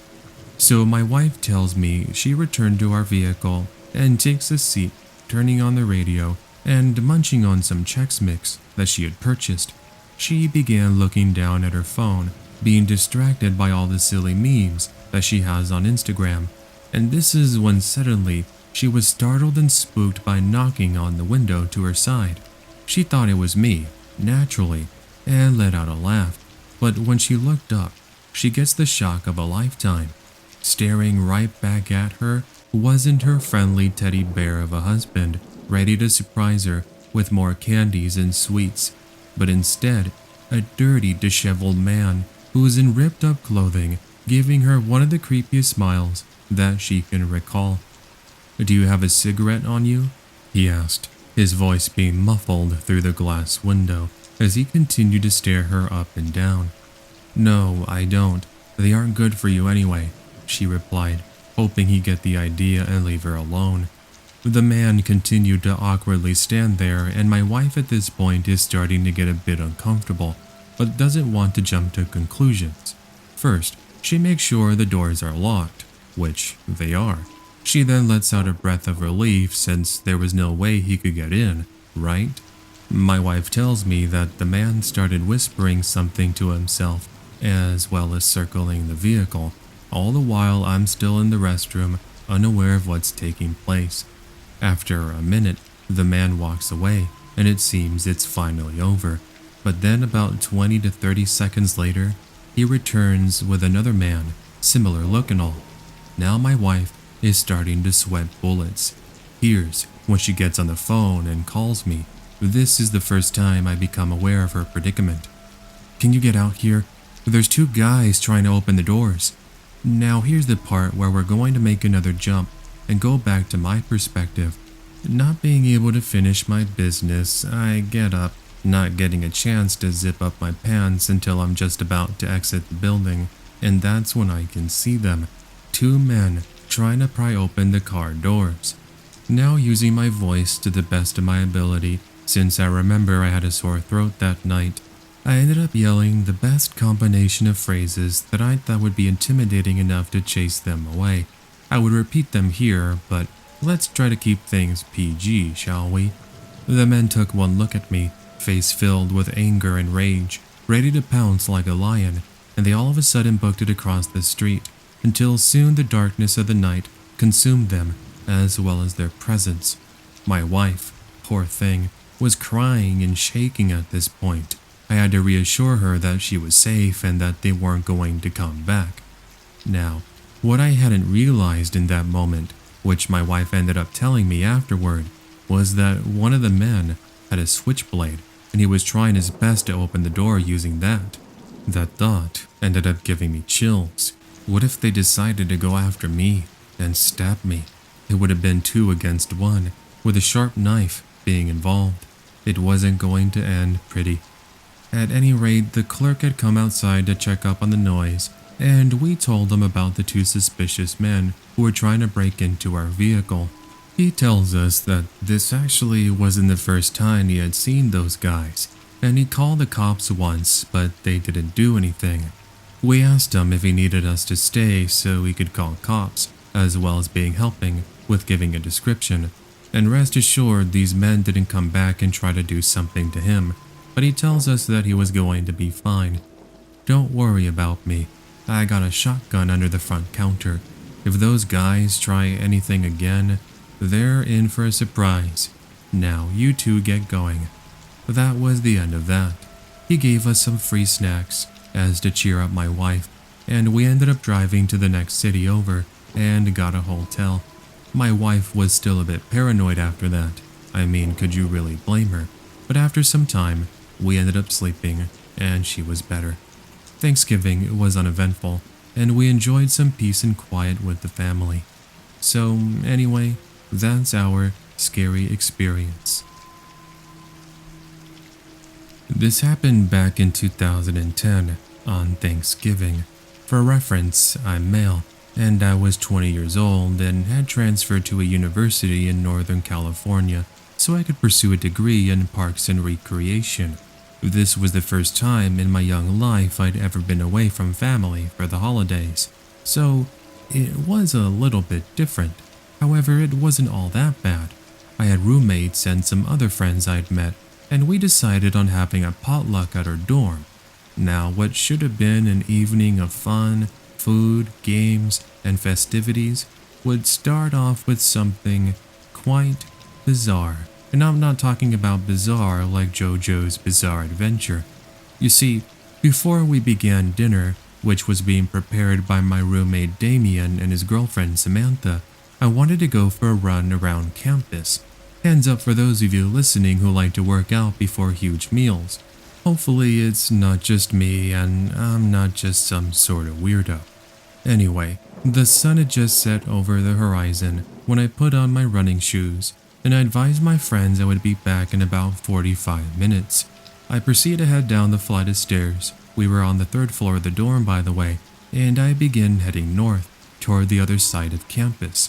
When I got there, I proceeded to do 2 laps around the entire school. In total, it took me about 30 minutes, a little bit faster than I expected. The last 10 minutes were a cool down. I remember I crossed the street, since our university is in the middle of downtown, and I walked over to a convenience store since I do recall my friend Damien asking if I could go pick up some extra plastic cups, as well as some plates. I give him a call and he asks if I could also bring some napkins. I agreed, and I make the quick purchases. But here's when things would change. When I exit the convenience store and I'm waiting at a street light, enjoying the nice quiet evening, I get approached from my left. I looked for just a brief moment and I see it was a homeless man. I assumed that maybe he wanted something, and I was even prepared to hand him a couple of dollars of change that I had left over, to spread some positivity and support. But I went cold when the man leaned into my ear and with the creepiest voice, he said, "Give me your wallet and your phone and don't make any sudden movements." I remember standing there thinking to myself, was this some sort of joke? But then I saw it. I looked down for a brief moment and I could see a sharp object, a knife. My fight or flight response immediately took into effect, but I try to play it cool since he's literally within stabbing distance. "Okay, let me grab them. Give me a second." The man lets out a chuckle and tells me not to make any sudden movements again, before backing up ever so slightly, presumably to allow me to reach into my pockets and give him my phone and wallet, and perhaps to not make himself look so suspicious. This small distance was enough of a distance where I felt comfortable in running and trying to get away from him. Just so you know, I have no idea how fast this man is. I've always been a runner myself, but you just never know.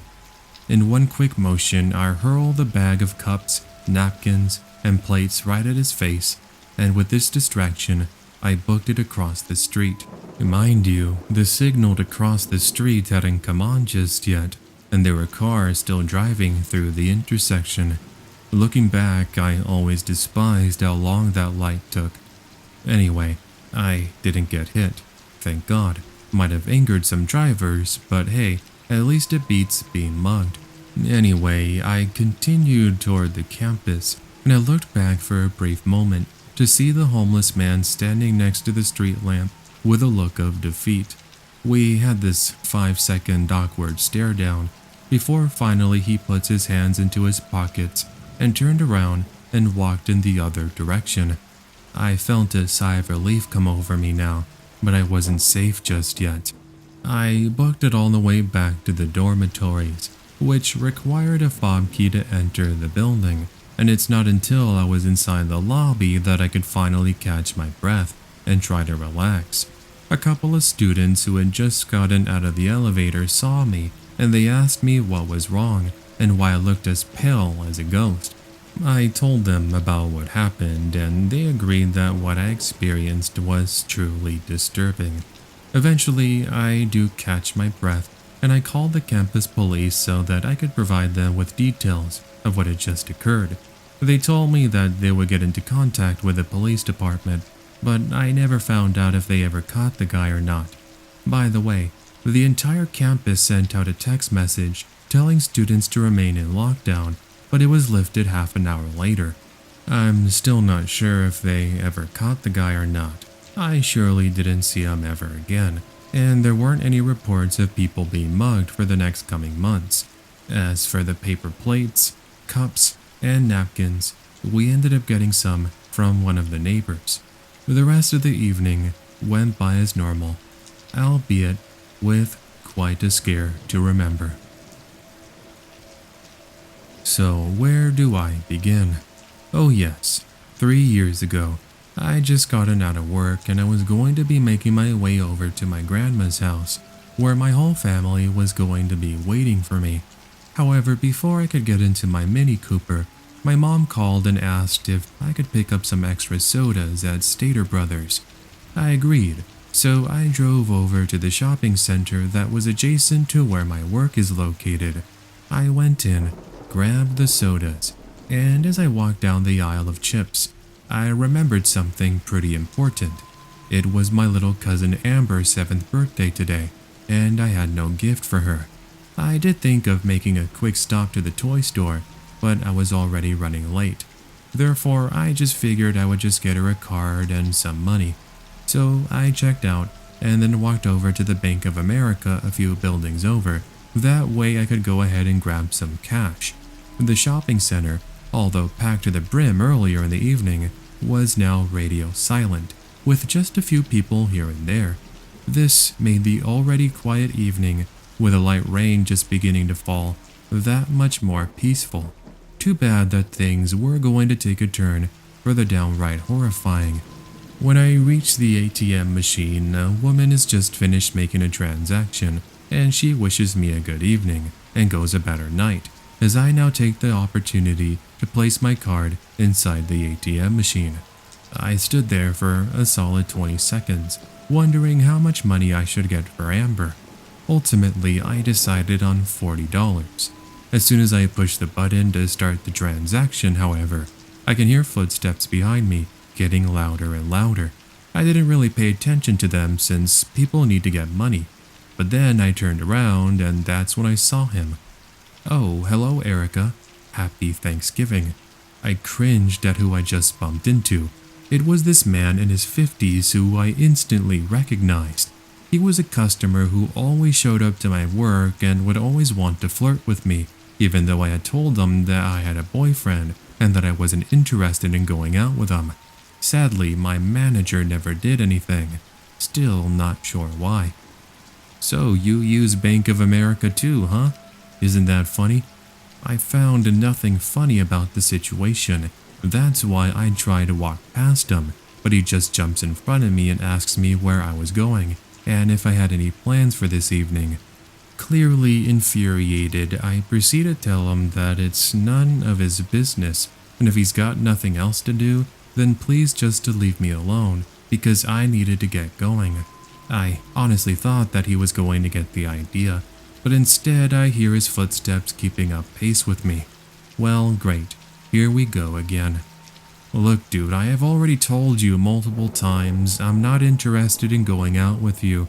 If you don't stop, I'm going to call the police because I've had enough of your stalking. This seems to work, if not only for a brief 20 to 30 seconds, as he walks off into the parking lot and gets into his truck. Once I'm in my vehicle, I start to make my way to exit the parking area, but I get cut off by, you already guessed it, my creepy stalker. I flipped them off, and then floored it on the gas as I passed the yellow streetlight at the corner, hoping the red signal would get him to stop.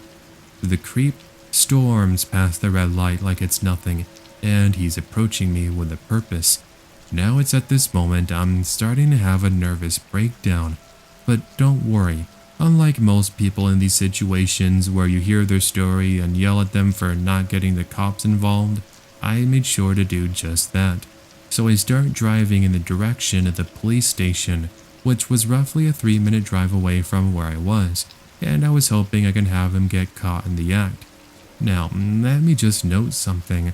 This dude was not letting up. It's as if this night was the one where he finally snapped, and he decided that he was going to go for broke. What perhaps was the most scariest part of this chase, however, was that he actually tried to bump the back of my vehicle. It's as if he was attempting the pit maneuver. With it raining, you can just put it in your head that it's an accident waiting to happen, a very horrifying one.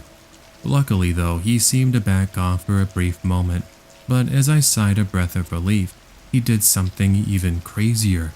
He speeds up, no kidding, almost hitting oncoming traffic on the opposite side of the street, where I'm at, and then he hits the brakes, where he had blocked my way further up ahead. This forces me to hit my brakes, and I struggle to regain control as my car begins to swerve. I counted my lucky stars, however, that my vehicle didn't flip over, nor did I hit him, because this would have really have ended badly. Anyway, at this point, a couple of other vehicles stopped by to check up on me, and this stalker of mine, realizing his chances of getting me have pretty much dwindled away, suddenly takes off and disappears further down the road. Not only was I frozen with fear, but I was filled with so much anger. Why did it have to happen to me? What had I done to deserve this? Clearly, I had done nothing, and it wasn't until the police got to me that I finally broke down and started to cry. I gave the police a statement as well as a description of my stalker and the vehicle, and thank God he had sent me a friend request on Facebook a week or so earlier, because with this information, police were able to identify and locate him. I did file a restraining order and it was placed against him pretty much immediately, and I'm happy to say I've never seen him again, and I hope it stays that way. So needless to say, here we are again, with Thanksgiving fast approaching. If there is any advice I can give out to all of you, it's that don't be afraid to speak up and say something.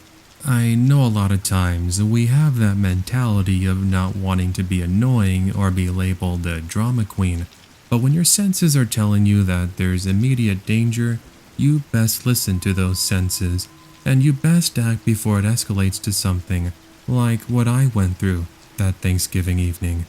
Anyway, thanks for listening, and I hope this gets into one of your Creepy Fox podcast videos, because I really enjoy listening to them, and so does my brother. Anyway, take care and stay safe. This occurred on Thanksgiving of 2002. For some context, I'm female, and at the time, I was 19 years old. I had just started working at a Marie Callender's as a cashier, and I only been with the restaurant for less than a week. Thanksgiving was actually my second day on the job. Yes, unfortunately, newbies like myself didn't get the holidays off for at least a year. I didn't even get the double pay either, but hey, a job was a job. Anyway, the day before Thanksgiving was training, and for the most part, I'd gotten the job down pretty quickly, checking out customers at the cash register and helping with serving pie, pumpkin pie being the most popular. On the second day of work, Thanksgiving, I was shadowed by a fellow coworker of mine, who we will call Natalie. Natalie was the sweetest woman you would ever know. She was a retired Army veteran who had been working with the Marie Calendars for almost 10 years at that point. I still talk to her, even all these years later. At any rate, after an hour or two of Natalie shadowing me and helping me out, she left me be. Fast forward to around noon, and a man mid-40s walks into the packed restaurant. I had noticed him right away because of the way he spoke to the hostess at the front of the restaurant, which we're just a few feet away from him. He raised his voice and told her to shut up as he started to walk in my direction toward the pies. I prayed he'd continue, and I thought perhaps he was with one of the other families already eating in the restaurant, but he gets in line, right next to a few customers. Well, great. After 2 customers, and seeing him visibly upset over something, my fellow coworker Natalie calls over the next guest, an elderly woman in her early 70s. I was stuck with this man, who seriously could have used some anger management. Putting my best smile on, I ended up saying, "Hello, next in line. Hi sir, how can I help you on this fine Thanksgiving afternoon?" He now looks at me as if I was from another planet, before finally speaking up after 10 seconds of awkward staring. "Do you guys still have pumpkin pie left? I'll take 3, please." I was unfortunately stuck with giving him the news that we had just run out of pumpkin pies an hour earlier. His face went as red as a chili pepper. "How can you already be out of pumpkin pies? It's Thanksgiving. Shouldn't you be well stocked with what customers want?" he shouted as he started to bang on the countertop, which caused an elderly woman to get frightened. "Calm down, sir. I'm sorry, but we're all out. We have other pies in case you're interested." Telling him to calm down was one of the worst mistakes I'd ever made. That's what set him off. This man began yelling obscenities and even pushed a display of cooking magazines and bags of coffee which fell to the floor below. Natalie, with her 10 years of customer service experience, as well as her army training, tells me to grab the manager as she tries to de-escalate the situation. I felt bad for leaving Natalie to it, but I was a nervous wreck. This was my first job after all, and I didn't want to make any sort of mistakes. I go into the back room and I tell the manager that there was a customer who was being very violent. He gets up from his office chair and we start making our way back to the front, where the man is just getting up from the floor. A bunch of guests were watching him, and this was when he tells Natalie that he would be back for revenge, to just wait and see. My manager wasn't even able to say anything to the man, but he did ask Natalie and even some of the customers what had happened. What Natalie retells us was chilling. She says that the angry man actually tried jumping over the front counter to grab her, but another customer that was behind him manages to grab him and then pushes him back. The crazed man then tries punching this customer who helped Natalie, but he is able to dodge him and then punches him right in the temple. The crazed man fell and was a bit out of it, and we had just happened to see the last portion of this as he got up, saying that he was going to be back, and leaving in what was perhaps pure embarrassment. Now, if you think the story is over and you thought that was pretty scary, it only gets worse, so much so that the police were actually involved. Fast forward about 4 hours later, we had put the situation behind us, and I had just clocked out, excited to get home to my family. I bid a farewell to my co-workers and I began walking toward the front entrance. This was when I bumped into a family friend, a police officer who my dad was friends with ever since they were kids. He was there with another police officer as they had come to pick up some pies for the potluck they'd be having back at their police station. We talked for about 10 minutes, and suddenly we were interrupted by a woman that was in line. "Excuse me, officers, but I just saw a man in the parking lot putting a knife into his sweater. He was acting very suspicious." The officers asked the woman where she had seen him, and just as she's about to point him out, we see the same guy turn the corner of the building, walking in the direction of the Marie calendars with a knife in his hands. I recognized him. He was the man from earlier, the one who claimed he was going to be back for revenge. I had mentioned this to the officers, and this is when my friend says to the man, "Put the knife on the ground." He actually drops the knife and then kicks it in the direction of the police officers. They then slowly approached him and went in for the arrest without any further struggles. That was pretty much it. I went back home 30 minutes later, a bit shaken up, but happy that justice was served and that a bad guy was taken off the streets. So, that was the time I worked on Thanksgiving and had a very scary encounter with a revengeful customer who came back with a knife. To this day, I've never had anything as remotely crazy like that happen to me again, but if anything else scary or creepy happens to me, I'll make sure to send it in so you can feature it on a future episode. Keep up the great work. Hey there, Creepy Fox, my good man. I got something to share with you that I thought would go pretty well with one of your story podcast videos. I was inspired to write my experience out after the first video I saw from you, which was the one with the restaurant stories. I'm talking more about the scary story with the crazy customer. Seeing as I work in a restaurant, I'm pretty familiar with scary customers who would just so happen to take things a little bit too far. That's what this experience is all about. Now, for privacy reasons and because I don't want my boss finding out I shared this, not that I think he really cares, I won't reveal the exact location of the restaurant, but I guess I could tell you which chain it was. Sizzlers. Anyone familiar with that chain of restaurants? If so, you know that we're known for a laid-back, easy environment. We have a salad bar at hand, alongside amazing plates of food that complement said salad bar. Steak, lobster, ribs, hamburgers, your typical American cuisine.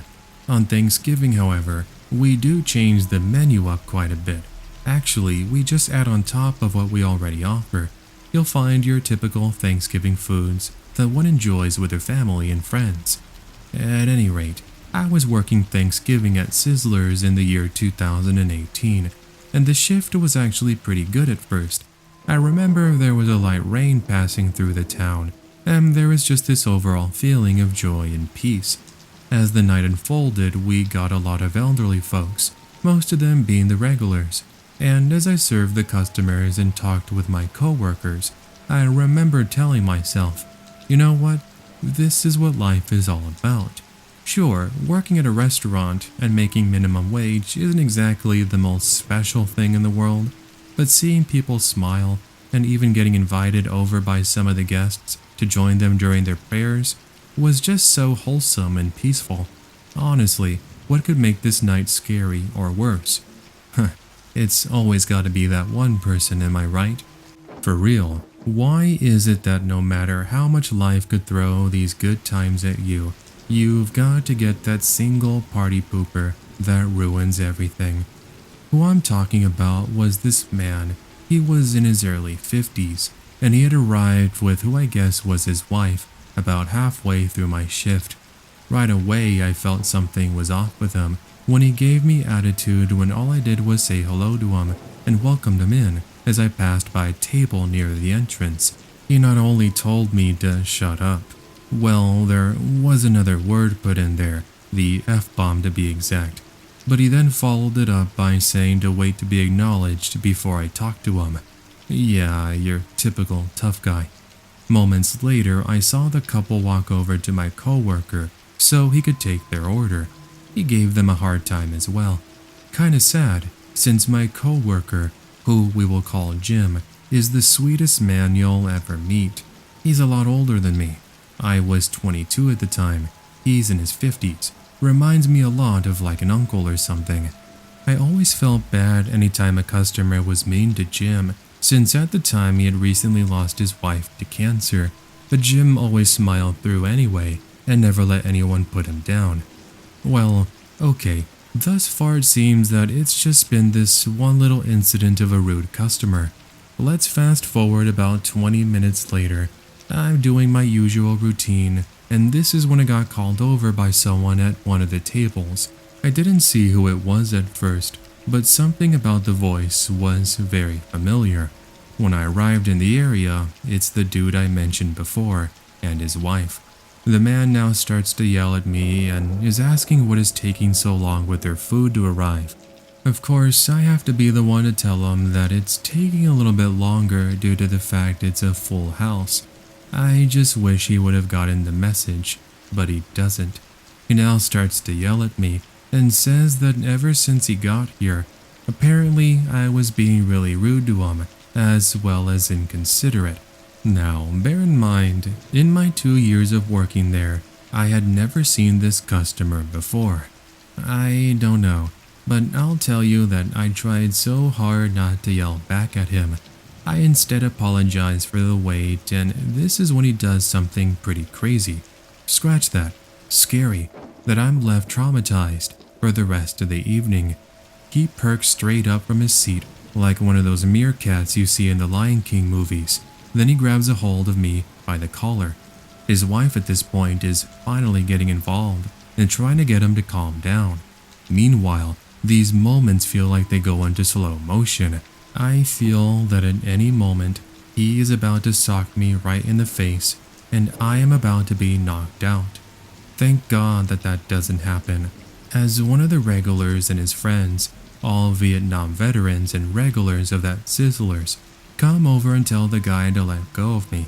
He does, and then he starts to curse at them. Meanwhile, I'm trying to catch my breath as Jim, my coworker, as well as the manager, come on over. The enraged man, who I forgot to mention, had ordered alcohol and had been drinking, thus maybe explaining his already extra enraged mood, does the unthinkable. He grabs a steak knife from his table and then starts telling the men he was going to stab every single last one of them. All the people inside the Sizzlers are now staring over at the man, and I can see a couple of people who pulled out their cell phones to call 911. The man thankfully doesn't go on a Chucky stabbing spree, but instead he drops the knife on the table and walks out of the restaurant. His wife has this complete look of embarrassment over her face. She was apologizing to everyone on the way out. We did have police officers eventually show up to the restaurant, and customers were questioned, including myself and co-workers. And in case you're wondering, they did eventually catch up with the man, and I did choose to press charges. Thankfully, that's now all behind me. I still work at that same Sizzlers, and apart from just some occasional rude customers, nothing comes close to that crazy and scary customer we had to deal with on that Thanksgiving evening in 2018. My story is a little bit more on the milder side, but that shouldn't take away from something that I want to get off my chest. Yes, it's okay to talk to people, and yes, it's even okay to sit at the same table if you want. However, this doesn't give you an excuse to act like a complete moron and an imbecile. Let me go ahead and take you back to the time that I had this really creepy encounter with two people that I hope I never meet again. It was 2018, Thanksgiving Day, and I'd awoken with a strong urge to grab myself a cup of coffee at my favorite coffee shop a few minutes away from my house. I also opted to bring my laptop with me so I could go ahead and work a little bit on some homework. I was going to be having my Thanksgiving dinner in the afternoon, but in the meantime I figured I would do something productive because, trying to be a responsible college student and all. When I got to the coffee shop, right at opening, there were two other individuals around my age, waiting to get in line to get their delicious drinks, just like myself. After a few minutes of waiting and talking to the barista, I take my seat outside next to the front window as I enjoy the nice cold morning weather and sunlight and start getting to work. I was working on a paper for my history class that saw me writing about the Aztec civilization, and thus far, the morning was going fairly uneventfully. About an hour of working on my paper, the coffee shop is really starting to pick up in foot traffic, and all the tables have been filled up with customers. Out of nowhere, while taking a break and scrolling through my Facebook feed, a normal-looking man dressed up in your average ordinary street clothing, roughly around mid-30s, comes up to my table and asks if he could take a seat. No alarm bells went off as I said yes, and he then takes out his cell phone and starts to scroll through who knows what. After about a minute, I notice him look up at me, and he begins to stare in my direction. I asked him if there was something on my face, and he then starts to get flirtatious and complimented me on my eyes. I honestly didn't see what was so special about them, so I thanked him regardless, and I continued on with my work. I now recall he then started to ask if I was dating anyone, and that if I wanted to maybe grab some Thanksgiving dinner with him later that evening. I told him I already had plans with my family, and this changes his mood. I begin to see as he grows a bit angry and gets more desperate with his wording. "Are you sure you don't maybe have some time? You seem to be a very busy girl, I'll give you that. But just give me a chance. I'll make it worth your while." This time, I was more firm with my response back, and I basically told him to leave me alone. The guy just seemingly got up and walks away, and honestly I think that that's going to be the end of the experience. Nothing really scary about it thus far. That is until about 20 minutes later. I've now put him in the back of my head as I now begin heading to my car, which is in the parking structure across the street. While making my way over, I noticed two people begin to follow me. It was the creep from the coffee shop, alongside who I was guessing was his buddy. I remember now letting out this nervous laughter as I began to pick up my pace, and I see both of them doing the same thing. Once I'm in the parking structure, the men are in a full-on sprint, and I'm thinking, I need to get to my car now. Luckily, I have one of those Bluetooth car keys that only needs a button press to open the door, and that's exactly what I do as I dive into my front seat, just as the creeps are within grabbing distance. The look on their face pretty much said it all. They're furious. The first creep is calling me all these different names and telling me that if I didn't step out of the vehicle in that very moment, he was going to get me out by force. Meanwhile, his buddy is trying to open my passenger side door. These moments seem to have gone on for an eternity as I'm rushing to place my keys into the ignition. What really sent chills down my spine was the fact that this creep called for backup. Why he did that, and what these two were planning on doing following to my vehicle, it's a really scary thing to think of, plus it's a scary feeling. But as I snapped out of it, I pulled away, and I decided to drive toward a very busy shopping center, where I now called my father. You see, I was too scared to drive home right away, as I feared the men would get into their vehicle and follow me home. I was at least smart enough not to make that mistake. I did make it back home without any further issues, and since that day, I have never seen that creep or his accomplice again. I now carry pepper spray as well as a small knife in my purse for self-defense. I'm so thankful I've never had to use them in any sort of purpose, so I guess that's somewhat a good thing. To this very day, I have no idea as to what we could have done to have deserved this. These situations are just occurrences that, for whatever reason, leave you in this absolute state of shock. Fear, really, that ultimately leave you at a loss of words. As the years have come and gone, I often return to this experience to remind my friends just how in one very moment, everything can change and end just like that. It's a reminder of why it's important to never take things for granted.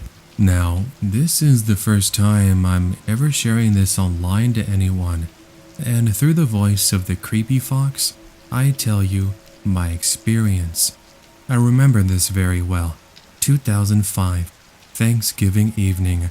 I was just 17 years old at the time, and I, alongside my mom and dad, were visiting my grandparents for Thanksgiving in southern Texas, who live near the border. That night, I recall having this overall sense of joy and happiness, as this yearly tradition was something I always looked forward to. My grandma always made the best stuffing and potato salad that I made an effort to not eat it throughout the year. This way, when the day arrived, it made it that much more special. That afternoon, we spent time catching up on life, talking about how I was getting ready to head to college next year, and even the part-time job I'd picked up working for a family friend. It must have been hours of talking and good times before I realized it was time for us to go back home, roughly 1 hour of a drive back north. With one final piece of pumpkin pie and a glass of milk to fill up my already satisfied stomach, my parents and I bid farewell to my grandparents, and we begin our trip back home. This would be when it would happen, and it would forever be engraved in both mine and my parents' memory. Now, anyone who lives near the United States-Mexico border knows that there's quite a lot of activity with drug trade, lots of things with the cartel, and it's not uncommon to hear in the news about crime. Back in this time, however, it was fairly uncommon to hear of such incidents. And I mention this because when we began to be followed by this unmarked black SUV with all its windows tinted and darkened out, we didn't really think much of it. I thought to myself, it must have just been this random person out for a stroll, albeit in this strange vehicle. It wasn't until we realized that we were being followed that my dad started to get a bit worried. I remember he would try to drive to the side of the road to let the vehicle pass us, but the thing is, they wouldn't. There was even a point that they almost bumped into us, and they could have caused us to swerve off said road. That was scary, and although this was only a couple of minutes, what happened soon thereafter forever left us in shock. Out of nowhere, and I really mean out of nowhere, this was just random, we hear gunshots, followed by the sounds of something hitting the back of our vehicle. That sent chills down our spines as my dad presses on the pedal and essentially now becomes a full-on NASCAR driver. A couple of more rounds were heard hitting our vehicle, and even one shattered our back glass window, and after what seemed like an eternity, the unmarked SUV pulled off into the dark and lonely desert and drove away. We ended up driving straight to the police department, but that's not of course without my mom and I shaking and crying from pure fear. I remember my dad was trying his absolute best not to show how scared he was, but I knew deep down he wanted to scream. Thank God that none of us were shot, and apart from needing to get the car fixed, we were just very thankful to be alive. As I mentioned, we never did see that vehicle again, and to this day we have no clue to what we could have done to have caused this. We do believe, however, that it might have been something to do with the cartel mistaking us for someone else. It's crazy to think that one of these rounds could have hit one of us and killed us. Definitely an experience that I sure hope nobody ever has to go through. This didn't happen on Thanksgiving Day itself, but it did take place during the week of Thanksgiving break, so it should still fit in if you're planning on doing a Thanksgiving Stories video this year. Also, this still remains to be one of the scariest moments of my life. It just really goes to show you how far people will take things, and that's saying a lot. So before I get into the incident in question, just a little bit of background context is needed so we can get started with my retelling. For reference, this is from the perspective of a female. At the time, this taking place in 2013, I was 22 years old, and I was attending university in Southern California. Just about 2 weeks before Thanksgiving break of that year, My then ex-boyfriend and I had broken up from what turned out to be a very toxic relationship toward the end of it. It was perfectly fine at first, and I really thought we were meant to be, but then I found out how controlling he was. It started off very mildly, but what really cut the strings was when he started to threaten my male friends, thinking that I was cheating on him. And then there was even once he said that he was going to kill me if I kept on talking to them. I'm not going to lie, but when somebody says they're going to kill you, it really does mess with your head. For real, that could just be my entire scary story submission, but I'm afraid I've got some bad news. The next couple of weeks, I recall he would text me and ask me if I could ever forgive him and blah blah blah. I ignored these messages, and slowly but surely it seemed my ex was finally out of my life. We now fast forward to Thanksgiving break. I finally have time away from school and studying, and I am able to have time for myself. I took the week to catch up on sleep and even do some things around the house and hang out with my friends. Such was one evening that I was hanging out with a couple of my longtime friends. We will call them Ashley and Eric. We had just gotten out of seeing a movie when we decided that we were going to go get something to eat at the local all-you-can-eat sushi restaurant. It's still there today, just different ownership. Now, I do remember that, just like today, it was very busy that evening, as we get put on a wait list and are told that it was going to take roughly 30 minutes to get a table. Not a worry since we had all the time in the world. After about 10 minutes of talking and laughing outside, I excuse myself and tell my friends that I was going to head in to use the restroom. I remember walking toward the back as patrons ate away at their delicious food and talked and enjoyed their evenings, as I started thinking this would soon be myself and my friends. While distracted for these brief moments, I ended up bumping into someone in the small hallway that leads to the restrooms. I apologized, and then I looked up, and what I saw staring back down at me gave me the creeps. My ex-boyfriend, alongside this awful smell of alcohol. "What are you doing here?" I can still remember him saying, as his warm beer breath pressed against my cheeks and all the hairs on my neck stood straight up. "Leave me alone, John. I'm just going to use the restroom." I said something like that. I was honestly hoping he would get the idea and this would just be one of those awkward coincidences of running into your ex-boyfriend. But sadly, it wasn't. He now proceeds to put himself in front of where I was going, then grabs a hold of me. He did it so tightly actually, I really thought he was going to squeeze the ever life out of me. "I've missed you so much. I can't tell you how my life has turned for the worst ever since you left me." Yeah, I guess I could have felt bad, but then I remembered all the awful things that he put me through. So I pushed him away, but now he proceeds to push me back, where I ended up slamming into the nearby wall. What proceeds is him beginning to yell at me so loud in his drunken rage that some nearby patrons get up and ask if everything was okay.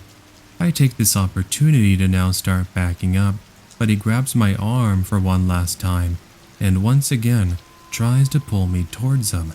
I remember biting his arm so hard I can taste blood, and he immediately lets go, and I run over to the people who come to check up on us. My ex now starts flailing his arms around in the air, like those inflatable balloons you see at car dealerships, and then he starts saying that he was going to kill anyone who got in his way. That was really scary, but it seemed that he relaxed for a few seconds. But then I saw as he started to charge right toward me. Luckily, he is stopped and tackled to the ground by these two men that honestly looked like they were football players. We did notify the police department, but he did leave before they arrived. Luckily, I am happy to report that I filed a restraining order against him, and from what I recall, he did end up getting in trouble for his actions that evening. Served him right. Here we are now over 8 years later, and Thanksgiving break is just a week away as I write this. I have never seen nor heard from my ex ever again, and luckily life has since treated me fairly well. I'm now married to a wonderful husband, and we have a baby boy on the way in just a few months. By the way, my husband says hello to you, creepy fox, and he alongside myself wish you a continued speedy recovery. Be well, friend, and all the best. This happened to me on Thanksgiving of 2017, and it's an event I soon will never forget. Not so much because of all the food I ended up eating that night, but because of the frightful encounter that I was going to have with him. So there I was, just your typical 5'3", 115-pound short, 20-year-old female, sitting with all my cousins eating food, talking about life in the dining room. I can still recall the rustle and bustle of the house as my family members talked and laughed as music played over the radio.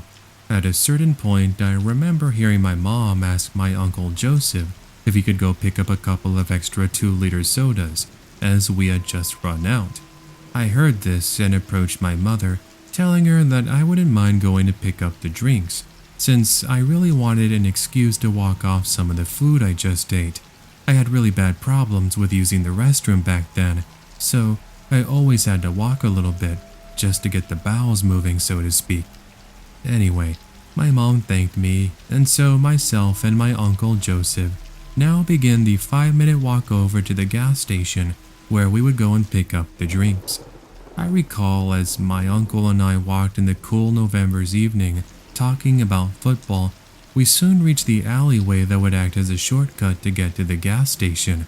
I'd always used this alleyway to get there, as taking the sidewalk in the street was very annoying. Not so much because of the detour, but because of all the foot traffic. Honestly, it's like any time you tried walking there, everyone and their mom is either walking their dog, on their bicycle, taking up the walk space, etc. Although, to be fair, I recall the streets were essentially empty that night because of the Thanksgiving holiday. Anyway, seeing as I live in a very quiet and safe suburb in Middle America, nothing really seemed to alarm me. That is until, of course, my uncle and I saw somebody sitting next to a stationary vehicle. A homeless man, so it seemed, holding what appears to be a brown paper bag, drinking who knows what.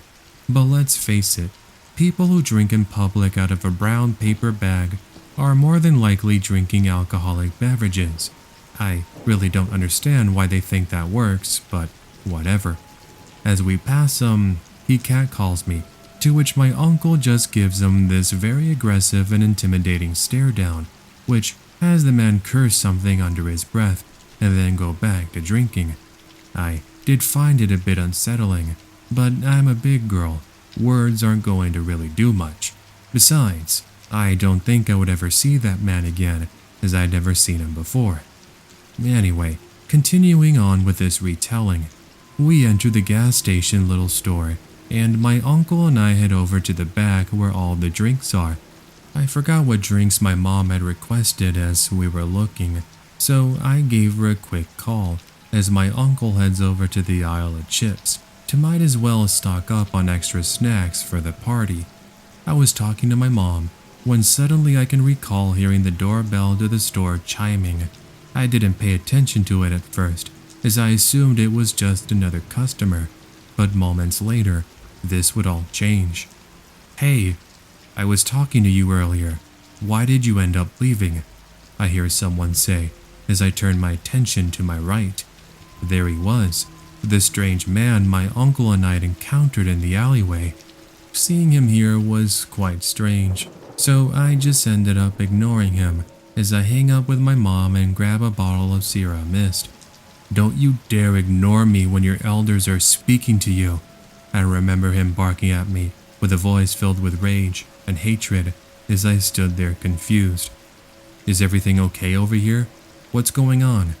I heard my uncle say as I'm now backing up from the creep who was approaching me with his bottle of alcohol. "We're leaving, and so should you. Have a great night, sir," my uncle says, trying his best not to punch him dead on in the face, although this would change.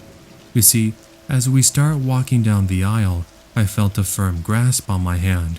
It's the guy, and he's not giving up. Suddenly, I remember my uncle going into full-on protective mode, pushing and shoving the man who then falls into the display. But that's not before I see something. Don't you dare put your hands on her ever again, or you're going to lose that arm of yours. I couldn't stop shaking as what I saw in that moment of the man falling had me sweating. A small pocket knife that had slid under the aisle of chips. The man tried his best to reach for the knife, but my uncle was able to stop the man from grabbing it as the cashier came over to help us out. The drunken man does end up making his way out of the store, but luckily the police are able to find him just a short time later. We did end up giving our statements, and after we were all cleared, we returned back to the party, but of course with quite a story and experience to tell everyone. All because we just wanted to go grab some sodas. Man, what a strange Thanksgiving that was. Being an adult does come with its many perks. You're no longer bound by what your parents tell you, and as long as you follow the rules, so to speak, life treats you fairly well. I guess that's one positive. But on the other hand, growing up does lose its value. What I mean is that when you're a kid, you look forward to everything special. Holidays being a huge example. I can't tell you how many times as a kid I would jump for joy anytime the fall season arrived. Thanksgiving, Christmas, New Year's, all that good fun. But now that I've babbled on for a few sentences, I want to take you back to last year, 2020, Thanksgiving. I just returned from work, just a normal cashier at a large grocery food chain, and so I went into my kitchen to eat the fast food that I had purchased. You see, I was going to visit my family for Thanksgiving, but as they weren't really doing anything, and Thanksgiving for me turned into just another random holiday, I opted instead to be at home, since I do live in my own apartment. Anyway, after I'd munched on my hamburger with salty french fries on the side and a Coca-Cola to wash it all down, I stepped into the shower to wash away all the stress from earlier. I can't tell you how crazy people can be on Thanksgiving Day. While showering, I heard a notification on my phone. I saw it was my friends asking if I wanted to play some Cold War zombies and hop onto Discord. I figured what a way to spend Thanksgiving, so I said sure, why not, before getting back to what I was doing. Fast forward, I want to say 15 or so minutes. I'm now out of the shower and I'm brushing my teeth. All of a sudden, I ended up hearing something from my living room. Seeing as I do live in an apartment complex, you do often hear the sounds from your surrounding neighbors. That was the main reason why alarm bells really didn't sound off just yet. But for some reason, I felt something in my head telling me to think otherwise.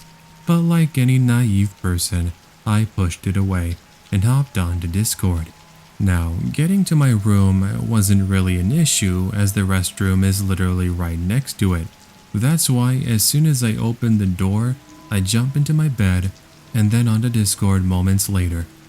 Crash! I heard something coming from the living room and kitchen, which are connected. This time I knew it was from my own living room space, as it sounded way too loud to be coming from any of my neighbors. Therefore, I reached under my bed where I keep my baseball bat, seeing as I like to play baseball, then slowly opened the door to my room. What I see going through my cabinets sent chills down my spine. There stood this random man, tall, about 6'2", skinny, dirty street clothing, with long black hair and a full-on beard. My first instinct was to yell at him and tell him to get out of my apartment, but my brain just froze. It's like time stood still, as I can hear through my AirPods my friends on Discord asking what the heck was going on. Finally, after what seemed like an eternity, but was really only about 5 seconds, I snapped out of it, and I asked the man what he was doing in my apartment. He now turned to face toward me, and when I look at his face, I get the chills. I could see pure anger and frustration. I let myself in. Be quiet and go back to your room. I recall him saying as he returns his attention back toward the cabinets and begins reaching for a kitchen knife. No way was this happening. Sure, I have my baseball bat, but what if? Just what if he connected with that knife? It wasn't going to end well, and I didn't like my chances. I once again tell him to leave my apartment, but he says no, this time beginning to curse at me, and then grabbing one of my knives. I'm trying to stay as intimidating as possible, all the meanwhile he begins to get closer. My friends, who were laughing just seconds ago, are now taking things more seriously, and they're asking me through the AirPods if they should call police to send them on my way. I remember saying yes as I start to back up and now walk into my room. The man is still walking toward me, and he's saying he was going to kill me and that this would be where everything ended. I didn't dare hold back. Once he was within swinging distance, I swing for the fences, if you will, hitting the knife clear out of his hands. I then hear him begin to yell in pain as I run past him and then head outside, where I see a couple of my neighbors. My neighbors told me that they heard a loud commotion, to which I'm now telling them that there was a random man in my house who tried to attack me with one of my knives. Needless to say, police arrived about 5 minutes later, and after a standoff where the man was holding onto the knife, cops are able to apprehend the man and place him in handcuffs. On one hand, I was thankful to have made it out in one piece, but on the other, I was shocked and full of fear. It wasn't until the adrenaline dump I had half an hour later that I was able to finally make sense of everything. The random man who entered my house was a druggie who had already had run-ins with the law, who so happened to have been walking around the apartments. I guess nobody really saw him since this did take place in the evening and most people were inside their homes. Anyway, as it turned out, in my rush to get into the shower, eat, and then play video games, I hadn't locked my front door. Now, yes, I know, you can yell at me all you want, and you can tell me how I should have locked my door and it should have been my first priority, but there was so much going on in my head at the time. Honest mistakes happen. Besides, you shouldn't have to worry about some random stranger entering your house and then trying to kill you with your knife. By the way, that night the guy was on drugs, which explained his strange behavior and his actions. Definitely a Thanksgiving that I will soon never forget. This happened to me 2017 Thanksgiving when I was working at a local supermarket. For quick reference, I was 20 years old. Now, during the holidays, I did get scheduled pretty crazy shifts, but I liked it that way. It's also one of the reasons why I chose to work on Thanksgiving. Knowing my family, we never do anything on the holidays, so I took advantage of the extra money. Anyway, I had gotten off of work at around 6 p.m. and I began the 20-minute walk back home. I guess I should mention that my car was in the shop at the time, so I had to walk back. I wasn't using Uber since I had a bad experience with them, and I wasn't a fan of the bus either. So I'm about 10 minutes into the walk back home, and this is when I stopped at an AM/PM. This way I could grab some munchies for the way back home. I grab some Cheetos, a cherry Coca-Cola, and I make my way to the front counter to pay for them. Hey, I can pay for those if you like. I turn around and an average-looking middle-aged man walks up to me. He was dressed in business casual, had black hair combed back with gel, large brown hipster glasses, a mole on his right cheek, and a dragon tattoo on his neck. "Oh, don't worry about it, sir. I appreciate the offer," I told him. He says, "No, seriously, let me buy those snacks for you." I kept insisting, but so did he. So eventually I give in and he buys the snacks. Now this should have been a kind Thanksgiving gesture, but unfortunately this was going to open up a series of very creepy and strange events. As I'm thanking him, he now begins wanting to know if I needed to drive back home. But here's the deal. How did he know that? "I saw you walking," I just assumed you didn't have a car. I told them, yeah, but I enjoy the exercise. Thank you though. I now walk out, but he stops me and hands over a business card. Call me sometime if you ever need work. I work for a talent agency and I think you'd make a good fit. We're always looking for new models. The business card, if you wanted to call it that, it wasn't exactly what I would expect from a professional. It was literally a cheap piece of paper that had his name and a phone number on it. So I put it into my pocket and then put one of my earphones back into my ear. Whatever, only 10 or so minutes until I got back to my house. But here's when things got really creepy. Since I had been so focused on my music as well as my phone, I hadn't noticed that this red Toyota Camry was driving next to me, very ominously. It wasn't until I looked at the driver that I noticed it was the same man from the AM/PM, the one who had given me his so-called business card. Funny part was when I looked at him, he just drove off without saying another word. I thought, whatever, just some random creep, but at the back of my mind, I still felt like something was very wrong. Fast forward to around 3 in the morning. By now, my parents had been back from our family Thanksgiving party, and I was up working on a drawing for school. I had been at it for a solid 2 hours, and this was when I decided ultimately I would head into the backyard to get some fresh air. So I put on some slippers and jacket and tiptoed my way to the back as not to wake up my parents. But here's when things got scary. You see, the back glass door is of the sliding kind. It is, however, covered in large curtains, thus you're unable to see what might be waiting for you out there. I open them, and that's when I see someone in a hoodie about to put their hands on the door handle. That sight in itself was very scary, but the knife he had in the other hand put the final nail in the coffin, so to speak. So I stood there in disbelief as the man removes the hoodie, and now I was face to face with the creep from hours earlier. "Open the door, will you?" I hear him say. I booked it up to my parents' room. Meanwhile, I can hear the guy trying to get in. My dad was furious. He grabbed his handgun from the nightstand, and now he does an entire sweep of our property. But the guy was gone. When police came to take his statement, they told me that they would keep a lookout for him. Oh, and in case you're wondering, I had shredded that piece of paper that had his name on it, so I was unable to give that as some sort of evidence. I mean, I wasn't thinking I would ever see him again, which, spoiler alert, I never have.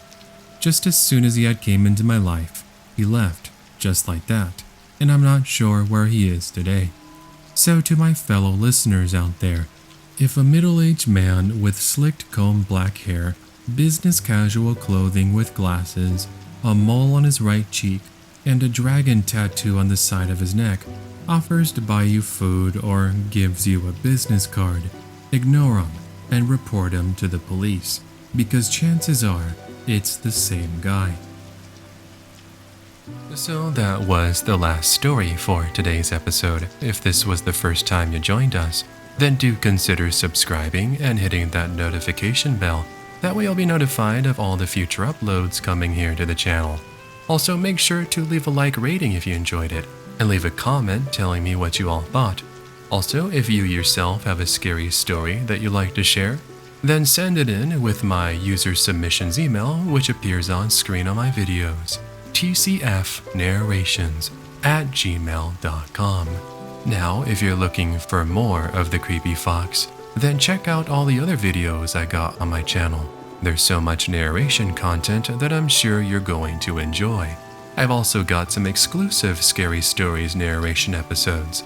If you'd like to listen to those, then for as little as $2 a month, you can become a Creepy Fox channel member and gain access to 10+ hours of extra additional content. I also got some cool merch which is featured down below. There's shirts, stickers, sweaters, coffee mugs, you name it. I got a lot of things that you might like, so check it out, see if you might find something on the Creepy Fox shop. Anyway, that is gonna go ahead and do it for today. Thank you so much everyone for watching today, and I'll go ahead and catch you all on the next episode. Until then, Take care and have yourself an amazing day.